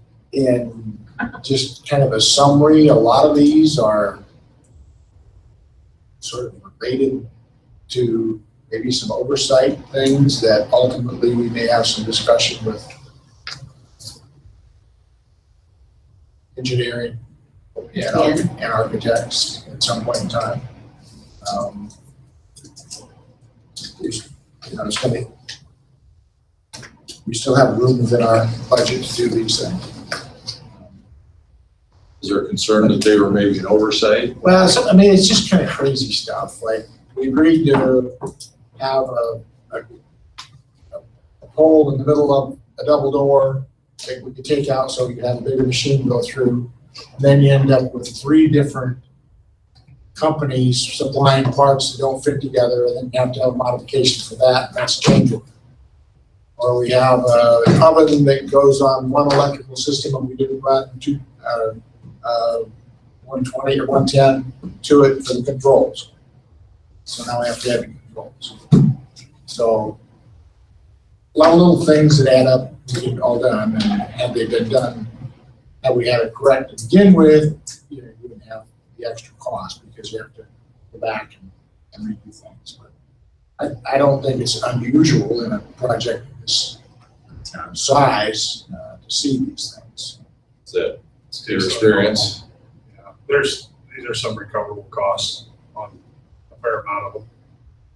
The other thing, like everybody remembered last time at our construction meeting, I missed the one on Friday because we were going for a wedding last month ago. Tallied up some quick numbers. Our over excavation. No, what did I say? Our Percentage of change our orders. percentage of change orders was less than 1%. So less than 1% of a $35 million project is amazing. That doesn't happen. Is it? So It's still a big number though, when it's 1% of 35 million. it's a big number, but Yeah. usually that number is like 8%. Oh, yeah. So that's huge. So money we've saved early on in the project from some of the other things that were figured in that we weren't sure of. Our change orders haven't even completed with that amount of money yet. So just so everybody knows, we're really good on money for this project. So And the other thing that I would say is that Sam's been right on top of this stuff and figured out what we need. Sam's been doing a good job. Like the shower floor, and the shower was gonna have a 1/2 inch up or down, and, I would have been the first guy to stub his big toe on it. And Sam says, we can't have that. It's gotta be flush. And that's a change order, but it's a better project because of it. So Sam's been really good on top of a lot of this stuff. We're presidents by Sam Suppers tonight. At least. I'm still trying to figure out what Sam's doing. Yeah, I agree. He's done a He good needs job. recognition for his. He's done a good, he spent a lot of time, man, out there for nothing. So, Yes. Yeah. So. It's Yeah, a labor of love for him. Our change order thing, we're in good shape. I think that's a big list, but the numbers aren't very big on there, so don't get scared by it. So I'm going to approve these. Second. I'll second. Kathy's already. Kathy already It's- did. Somebody did it. Okay, motion by Steve and a second by John. Is that right? Sure, He's on the John's construction fine. committee now. Yeah. To approve the change orders, please call the roll. Wilson. Aye. Denhart. Aye. Connell. Aye. Carver. Aye. Fisher. Aye. So is that all of them? We gotta do No, the that's- same That's thing. high school. Okay. Same thing with middle school. And we need to, I will we approve the change orders for the middle school. Most of these are mechanical and sprinkler related issues, partly just because we moved up some of the deadlines that we needed. And we had to add The old wrestling room is gonna become the chorus room, and it's over 1,000 square feet, so second entrance has to be added, so. Yeah. It's expensive as well. Second that. All right, motion by Steve, second by Catherine for the middle school change orders. Please call the roll. McConnell. Aye. Denhart. Aye. Wilson. Aye. Carver. Aye. Fisher. Aye. All right, we need to approve the certificate of substantial completion for the Career Academy in the high school. And in talking to Sam today, I would ask that this be tabled.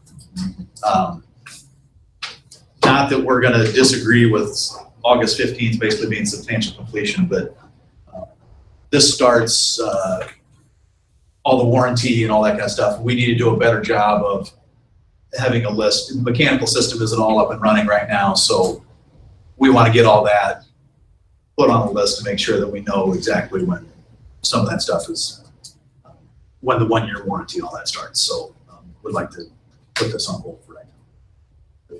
Table that then. Okay, item F, board policy review 503.1 to 503.5, student conduct. In my review, I didn't see any changes. I couldn't see any changes that.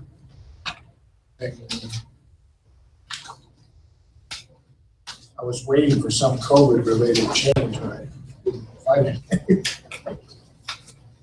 I move we approve the board policy 503.1 to 503.5.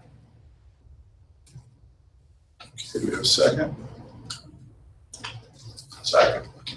Okay, motion by Steve, seconded by Mike to approve the policy 503.1 to 503.5. Let's call the roll. Wilson. Aye. McConnell. Aye. Denhart. Aye. Carver. Aye. Fisher. Aye. Okay, interfund loan resolution, moving money from general to management fund. Just a temporary transfer until we get some property tax money in. We had to add some coverage for the new building. Don't have quite enough cash to cover that bill, so just be temporary and I'll put it right back as soon as I'm. I move we approve the interfund loan resolution. Second. Give a motion by Steve, seconded by Mike to approve the interfund loan resolution. Please call the roll. McConnell. Aye. Wilson. Aye. Denhart. Aye. Carver. Aye. Fisher. Aye. Contract release. We've got a request from a teacher to be released from their contract. Desire to stay home with children that have some health issues, just based on all the related issues. I'd recommend approval of that. You know, in board policy, we can charge for advertising and those things. That the way we advertise right now, it's not really the cost that it used to be, and it didn't register anything. So I recommend waiting. I'll have to have the names in that. So you can say name. Grant Hayward, middle school science teacher. And he's a new hire.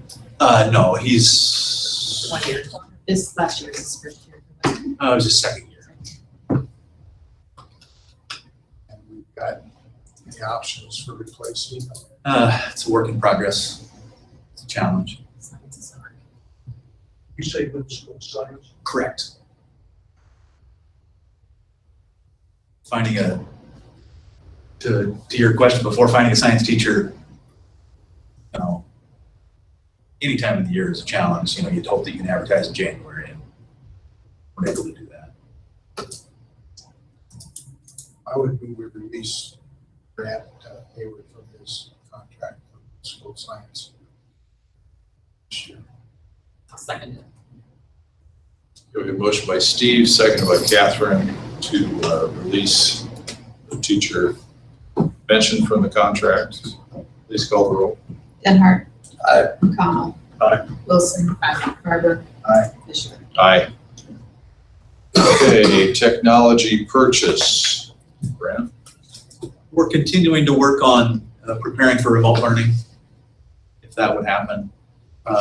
Don't know that we've got the funds yet, Brenda, or whether it's something we have to get reimbursement, but we were just allocated $50,000. The state did a survey here earlier this year to find out connectivity and everything, and our allocation is $50,000 that would like to purchase Chrome tabs, 100 Chrome tabs that will help us with connectivity with kindergarten and first grade. Brent mentioned before, we also, smaller purchase, but we're buying some Wi-Fi hotspots as well for people in rural areas. But would recommend that purchase. Brent, anything you want to add to that? Not really. That'll give us 1-to-1 for K1 for Chrome tabs. So every student would be able to have their own device at that point, technically. Can you help me understand the connectivity? Are all of our students potentially covered at this point in time? Is that going to require transportation to the center? The remote learning plan that we have for connectivity, I have communicated with Rec Center over here, communicated with Grand Junction Community Center, Scranton Community Center, and Ripon Community Center, and they've all given us, the basic go-ahead on a basic level to use their facilities if we would have to completely close down and go to remote learning. And what that would look like would be probably assigning 2 associates to each one of those locations, 1 to supervise and then 1 to drive a Suburban to pick up children in that, in Jefferson, in Grand Junction, Ripon, that did not have internet connectivity, that we would potentially have it open from 8 to noon, something of that nature. Then through Infinite Campus registration, we're trying to identify people that do not have internet access. We'll also be sending some surveys out because the goal is to identify the people living in rural areas that do not have internet connectivity. We've purchased 30 Wi-Fi hotspots that we would then provide to those individuals. It's a Wi-Fi hotspot that basically plug in. It's cellular connectivity, but it can be programmed such that the Chromebook or the Chrome tab is the only thing that is compatible with it. So, and that would be plugged in at these centers, or that would go home with the people who live in the rural areas that don't have Wi-Fi. The community centers all have Wi-Fi access. At this point, it's our responsibility, the school district, to get kids to that if they don't have. Correct. That's our plan. They is to don't get have them. connections at home. Yeah, is to get them to the site. And for example, if you say you don't have connectivity, we'd send a Wi-Fi hotspot home with you that you'd plug in and you'd be able to get it in rural Green County. So anybody can get that hotspot. If they don't have connectivity is the survey that we're taking, yes. Have to have a telephone. No, it's cellular connection. It just plugs right into your computer. I've had one before, and it gives you Wi-Fi. Yeah, but you don't have a computer. But we supply them. We supply that. Yeah, actually, Brandon, correct me wrong, is it plug into the outlet? So you plug into the power to, well, it can be battery operated as well, but you can plug in via USB, or you can go, it broadcasts wirelessly as well. So it's like a wireless router. So you'd be able to connect Wi-Fi that way. And I don't know if you mentioned, we can do MAC address filtering, which basically allows us to control what machines connect to it.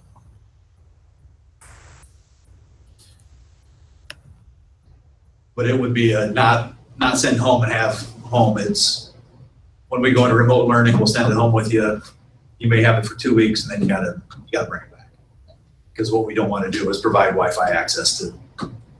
And we just provide access to we control the device that they have access to as best you can. Essentially, Brent, would that be correct that you'd be able to, if somebody didn't bring it back, you'd be able to knock out that Chromebook to not be able to access it? Is that an option? Yeah, I could do two different things. I could disable the Chromebook, or I could disable the hotspot. And if there's no Wi-Fi at home without the hotspot, the Chromebook is basically disabled as well. So yeah, either or, we do have control on both of those devices. We want to provide internet access during remote learning, not on a daily basis.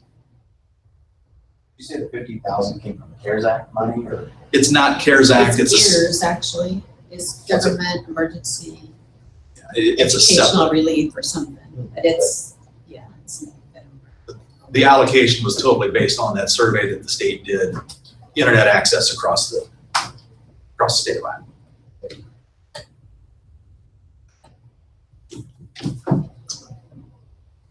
I move we approve the technology purchase. Second. All right, we have a motion by Steve, seconded by Mike to approve the technology purchase. Please call the roll. Wilson. Aye. McConnell. Aye. Denhart. Aye. Herman. Aye. Fisher. Aye. All right, Jay, reopening protocol update. We've added quite a few things to that protocol table that we looked at in July, but a couple things that will be more stringent that just want to talk to you, everybody about. Similar to what Todd Gordon mentioned, there'll be some mask requirements for activities, and again, in order to help maintain seasons. The Music Association and Alan Greiner have done a lot of studies or been involved in studies with band and vocal. That recommendation is wearing masks when kids are singing. So looking at that being a requirement. And then in terms of playing instruments, it sounds goofy, but I think there is a mask with maybe a slit in it, but then there's a covering for the bell of instruments. Those would be additional requirements above and beyond mask mandates or mask encouragement, because that's where we are right now, is highly encouraging masks. Then the other thing that I would like to talk about and request that the board approve is looking at a mask requirement, kind of a table, looking at, right now we only have, we've got 40 to 45 cases, I believe, in Greene County. So as long as those stay low, we would be on green, and masks would be highly encouraged.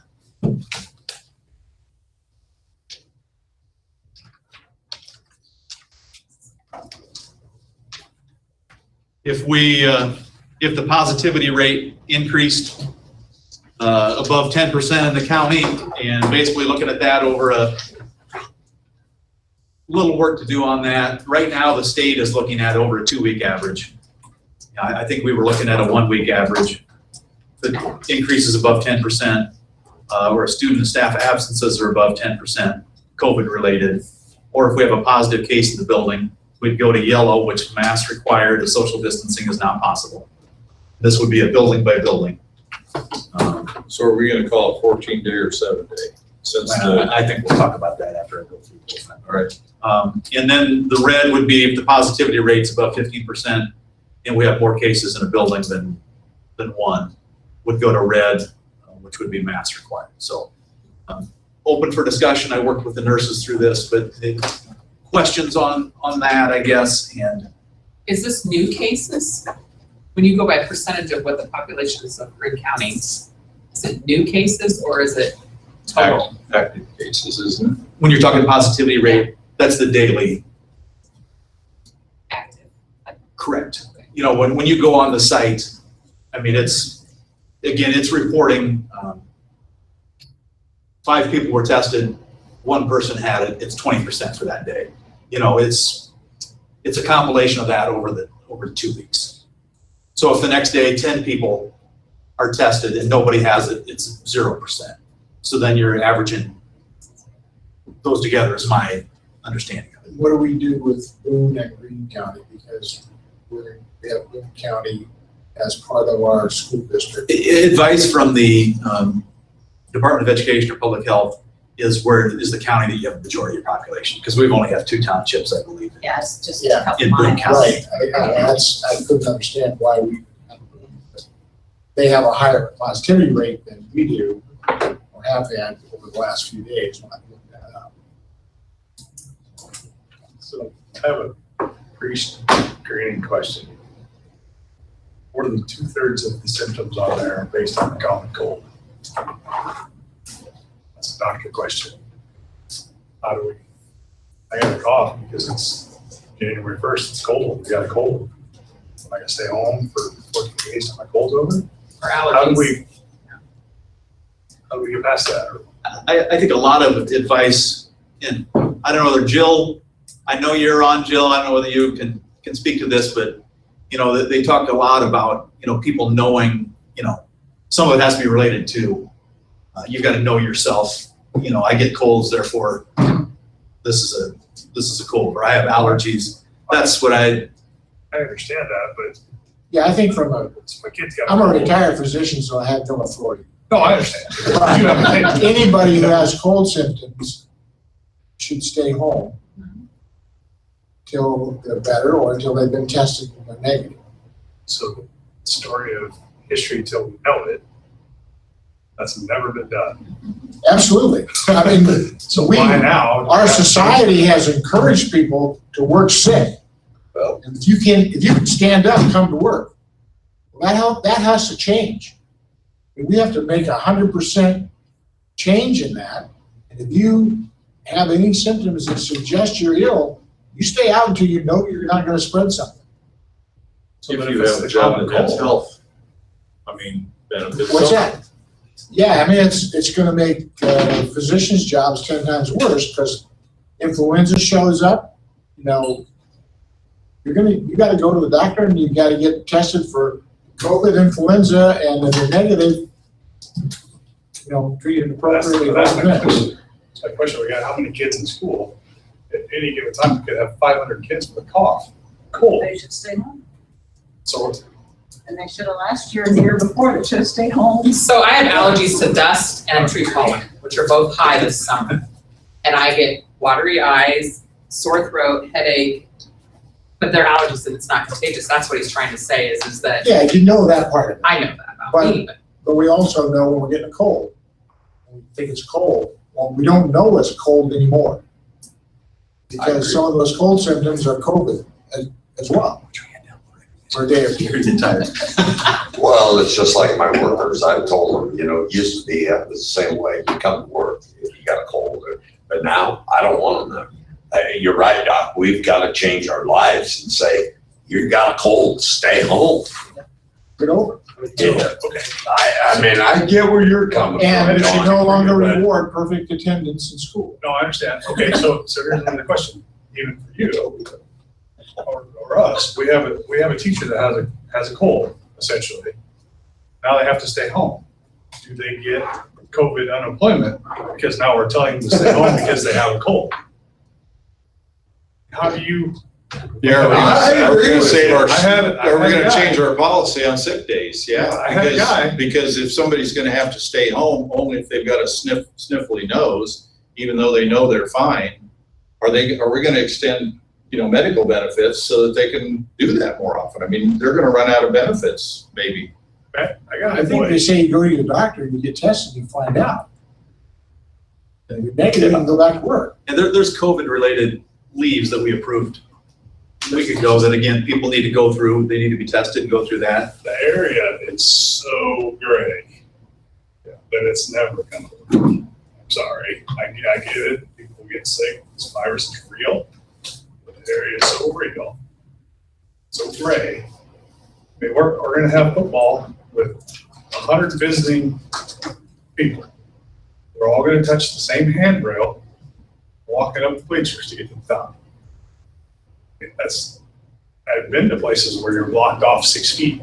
That feels real good until I hand my credit card to you. You stick it in the machine, scan it, hand it back to me.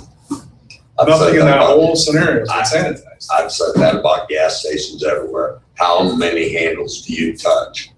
Walking into a gas station, you give them your credit card.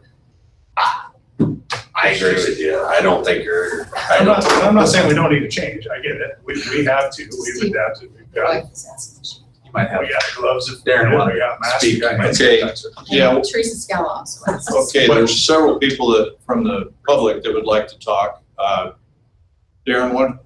Well, Patty, what at did you- a normal workplace, if you're sick, you can stay home and, your desk is still there, whatever, but the teacher, there's gotta be someone else there. And we had a hard time having subs in the past. Is it possible, like what you guys were talking about before? Like, if I have the sniffles, I'd rather just go to school, but let's say that's not possible.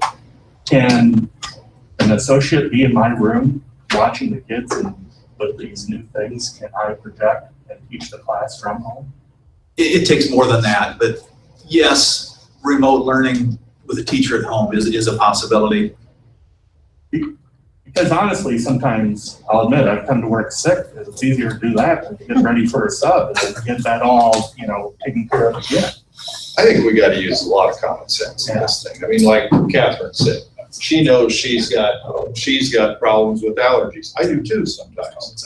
I mean, there's other things, if you've been at a ball game and screamed all night or something, you got a cough the next day. I mean, we're going to have to use common sense in this too. And I think if it's I know when I've got a virus coming on, versus just some other kind of problem. So, I mean. Except this one's new, no one knows what, everyone that gets it is. I wouldn't say no one knows that because there's a lot of symptoms. There's a 2 to 3 day period where you're infectious and you don't have symptoms.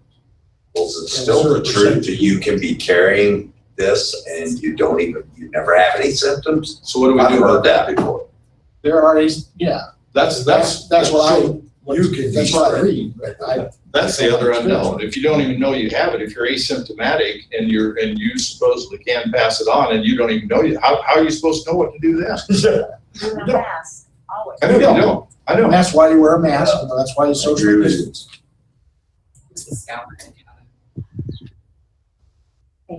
I wanted to talk to you about requiring masks for everybody at school, both the teachers and the students. I don't know if you guys know, but last summer I had a stroke and I found out I have a blood clotting disorder that makes me highly susceptible to complications if I get COVID. And so I met with my urologist and she said that since our kids aren't wearing masks unless they want to, that I will wear a mask and I'll wear a shield. So the mask protects others, the shield protects me. So I went to summer school and I had my counseling group with my mask and my shield, and it went pretty well. The first day, tons of kids were wearing masks. Even the little kindergartners, a lot of people were wearing masks. 3 days later, that wasn't the case. Not nearly as many were. And I'm afraid that if we make it optional and just encourage it, we're gonna see the same thing happen. I know middle schoolers, if they all have to wear masks, it won't be a big deal. But if little Johnny has to wear a mask because his mom maybe is high risk, he's not gonna wanna put on a mask if his buddy's not wearing a mask. So I think that's something we need to think about. Today I was in the pre-K room and they're trying to set it up to socially distance 24-year-olds in their tiny classes. That's a challenge, a big challenge. And if they wear masks, they could be closer together. They can't be on top of each other or hugging each other, but they can be closer together. So some people say that you can't make a kid wear a mask, they won't wear it. Well, if a teacher has a relationship with a kid, they'll wear a mask. You explain why, you show them how to do it, you expect it, and you reinforce it, and they'll do it. They have a relationship with that teacher. So I just wanted to say that. Some people have said if we can tell girls how long their shorts have to be, we should be able to tell people they need to wear that. My daughter got sent home to change shorts in high school because they were too short. Her shorts were longer than her cheerleading outfit, but the school used it. So I know nobody died or got sick from seeing her skinny white legs, but they might from not wearing them. So, thank you. Why is everybody so afraid to just make it mandatory mask? I mean, what is if it's proven that it's stopping it, you got a doctor, why are we all, just like the governor, everybody is so afraid to say, all the kids need to wear a mask like she said. Basically, if it's mandatory, you got to figure out ways to make it more than masks. And that's the problem, Mike, it's not proven that masks stop it. See, there's not proof. There's a lot of evidence that conflicts with the fact that masks stop it. See, There's a lot of I've evidence never out heard there. Well, I've heard it a lot. I'm not saying, I just never heard it. Can I pick on you for 1 second? Just show an example. You came in with a mask. Totally fine with that. I don't care. I have one. There's places I go, I have to wear one. How many times did you touch your mask before you took it off? The mask is not protecting me. No. So me touching it does nothing. I All understand. the mask is doing is protecting the people around me. No, I I understand. wore it for a while in respect to, I wasn't sure whether we were 6 feet apart or not. I understand. But you touched the table.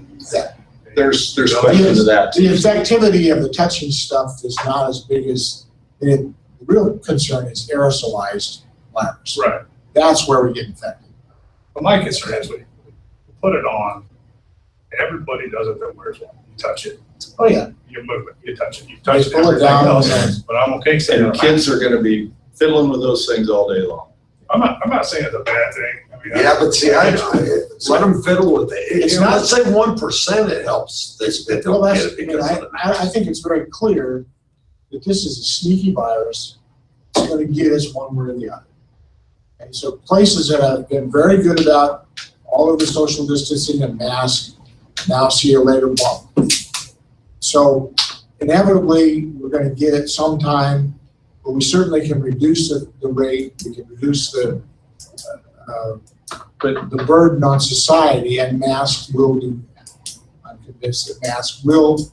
But the counter question to that is, are we retarding society's ability to actually defeat this virus in the long run by not allowing people, I mean, that, and I'm not saying I know the answer to that, but there's a lot of people asking those questions.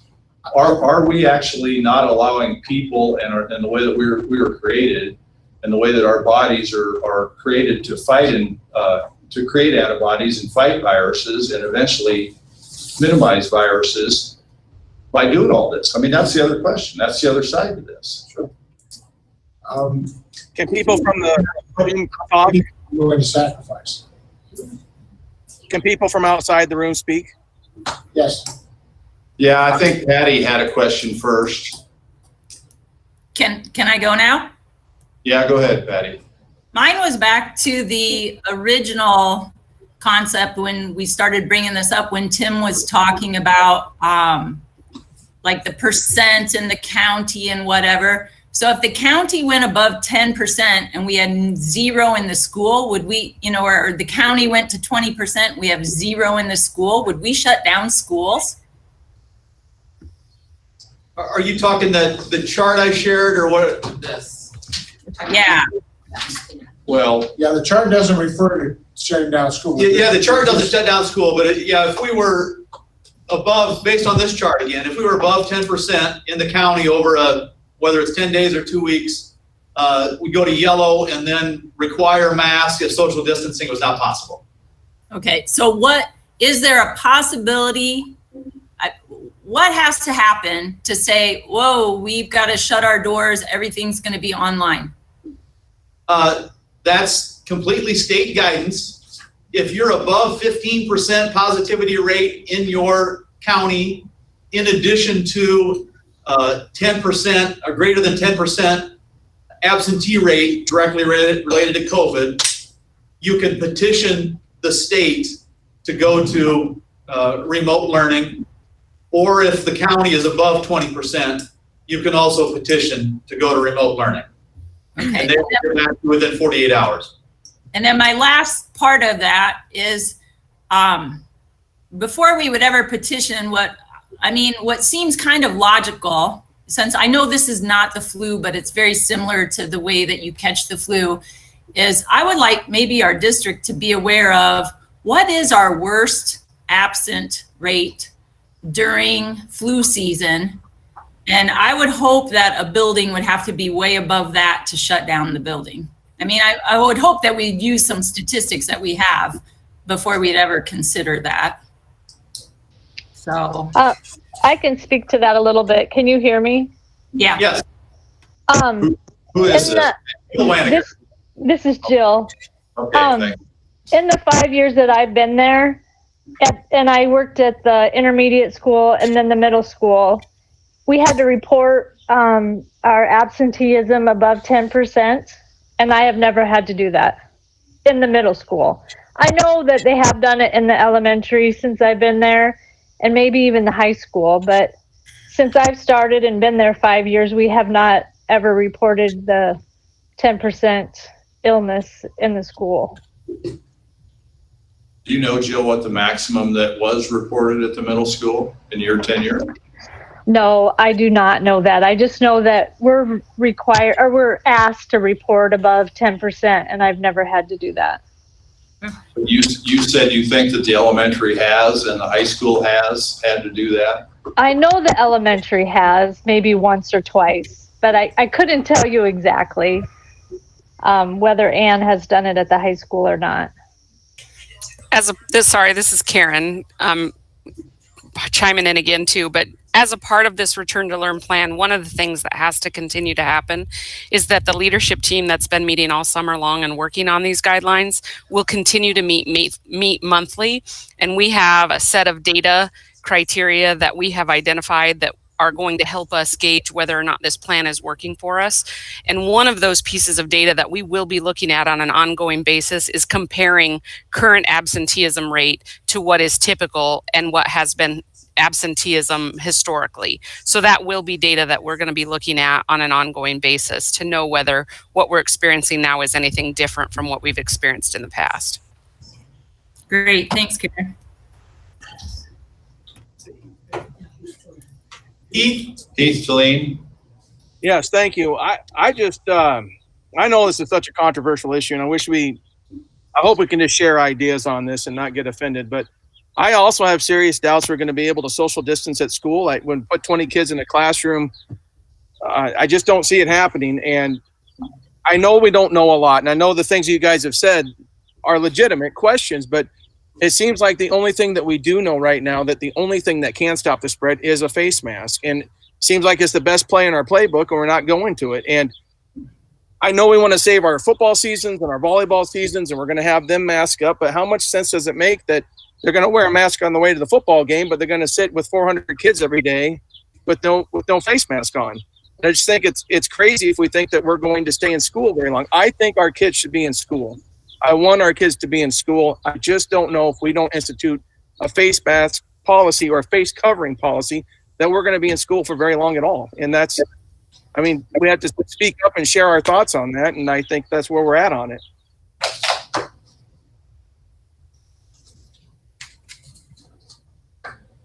Any comments? Keith, I'm going to say this again. I don't know if you heard me say this before or not, but there's contradicting evidence on face masks. So it's not, I don't agree with what you just said as far as it's the only way that we're going to stop this virus. And that's okay, Steve. We can disagree, but I don't know anything else besides social distancing, which we can't, having been at summer school and backpacking on what Teresa said, the kids will not social distance. We got to get that out in the open, that won't be something. It might work on day one, it might work on day two, but the reality of it is on day 4 or 5 or whatever, we're going to have a lax. And you very well might be right, Steve. It may not be the answer, but based on what we know right now and what Dr. Carver said, the places that have success on this have social distance and they've worn face masks. And actually, that's not true. There are countries that have had strict face mask requirements and strict social distancing for many months, and they're still breaking with the virus. We can sit here and argue about this. I know. All night. None of us know. No. So let's get on with it. Well, but all I'm saying is I'm just providing a counter, in a contrary, and I know this is not popular, but there are other ways to look at this thing. So there are other ways to look at it, Steve, and I won't disagree with that, but I still say that you guys as a school board have a responsibility to our teachers and our staff members that are high risk to provide the safest workplace for them as possible.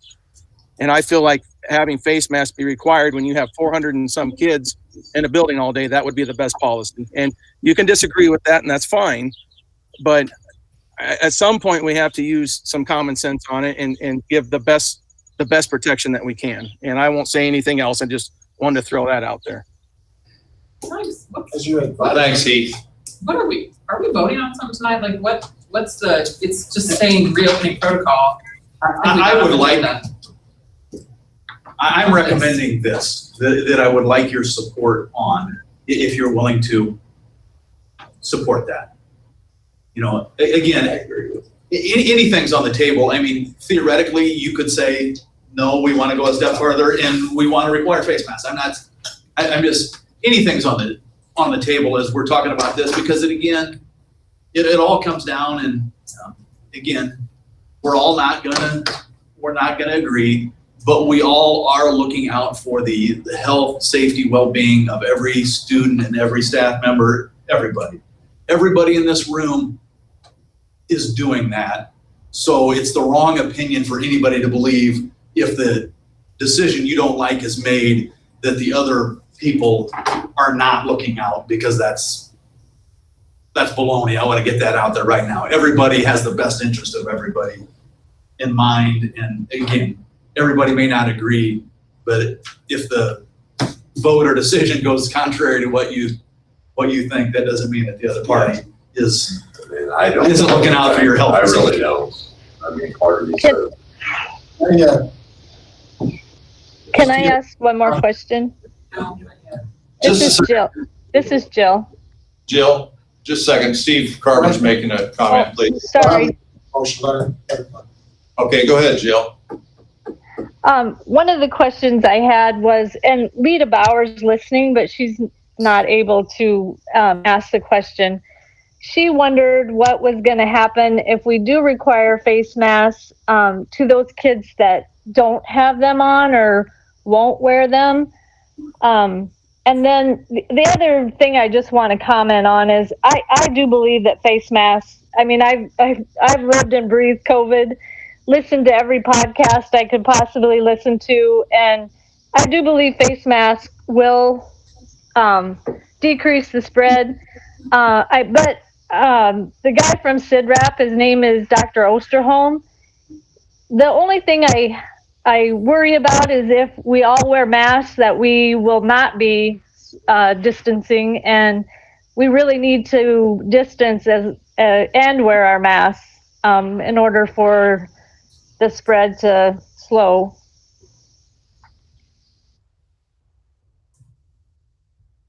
I agree entirely. Social distancing is number one.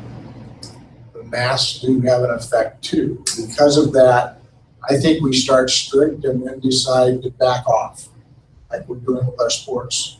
So I would move that we require masks of all students, unless there are physical reasons they cannot wear a mask.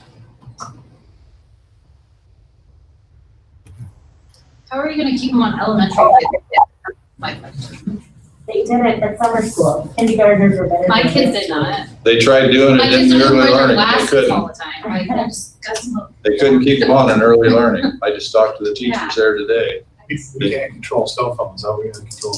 Yeah, I think it's gonna be a policing nightmare. I think people. But we do control cell phones. We have a middle school policy where they have to keep them in their locker, and we can control that just fine. How's that work in the high school?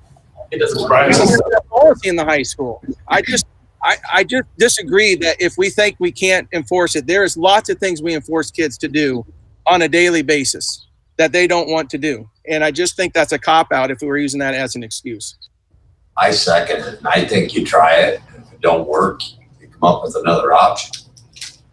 Can I say something here, Tim? Encourage your people with leadership positions to be positive about it. Put your student council behind it. Football players. So you seconded it? We have a motion, we have a second. And I personally think think it's it's a statement, you know, it's a fashion statement. I tell you what, Camouflage it's just like Brent, you know, we go somewhere, we all wear, my wife, me, and I always said I'd never put a mask on. Okay, we're gonna have a vote now. Call the roll. McConnell. No. Wilson. No. Denhart. Aye. Carver. Aye. Fisher. No.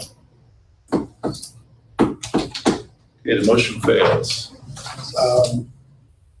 As a secondary supporting document, I would move that we approve this document circulated by Mr. Christensen so that we have that mask policy.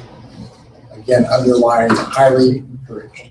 The one thing I'd like to clarify, when we're looking at positivity rate, do you want to go with 2 weeks or do you want to go with 1 week? I think the 2 week. I think the 2 week average makes more sense. 2 week is what the County with a small. 2 week number. is what the state. Because like you said, if you have 5 people tested and one's positive, now we're 20% going to close the school. Well, and I'll say for people that haven't seen, but Brenda passed out a thing that has a 2 week average that the state compiles, and I think we should go with the 2 weeks since that's what the state's compiling. And I've looked at that on the website a few times too. So, we had a motion by Steve to go I'm just with. confused. Can you explain it to me? You're going by, So right there's now, 5 people tested. okay, but no, right now, the positivity rate in Greene County is like 5%, is the 2 week average. It's 2.4%. 2.4, okay. Yeah. So we're on green, we'll continue to operate on green. We would move to yellow if the positivity rate is above 10%. Or if we have student staff absence above 10%. Or if we have a positive case in the building. Then we would go to yellow with, which is mask required if social distancing not possible. And that's per building. That's If per there's one building. case in that one building. Correct, that's per building. So let's say the positivity rate is below 10%, but you have one person test positive in the high school, then it would be high school is required unless social distancing is not possible. So all 3 of these do not have to operate together in order for the yellow. No. They're all independent. Correct. Hang on one second there. And again, we need to look at guidance, once that person comes back to school and then we've got no positive case, then you drop back to green. I mean, it's not positive. I mean, it's not yellow forever, if that makes sense. Or if the positivity rate is above 15% or there's more than one case in a building, it would go to red, which means masks are required. And at that time, you could petition the state to do remote learning for 2 weeks. No. That's honest. I thought 15% was where you can start. The state is 15%, but then you also have to have at least 10% student absence. And the student absence, according to this sheet, is directly related to. It's COVID related. Not flu, I'm not. Correct, COVID related. Not to muddy the water, but remote learning, or excuse me, hybrid model is something that we may consider at some point in time where you have half the kids coming in to better promote social distancing. With that second one though, that student staff absence, that's not necessarily COVID because how would you know that? I mean, with HIPAA things. COVID related is best we can define.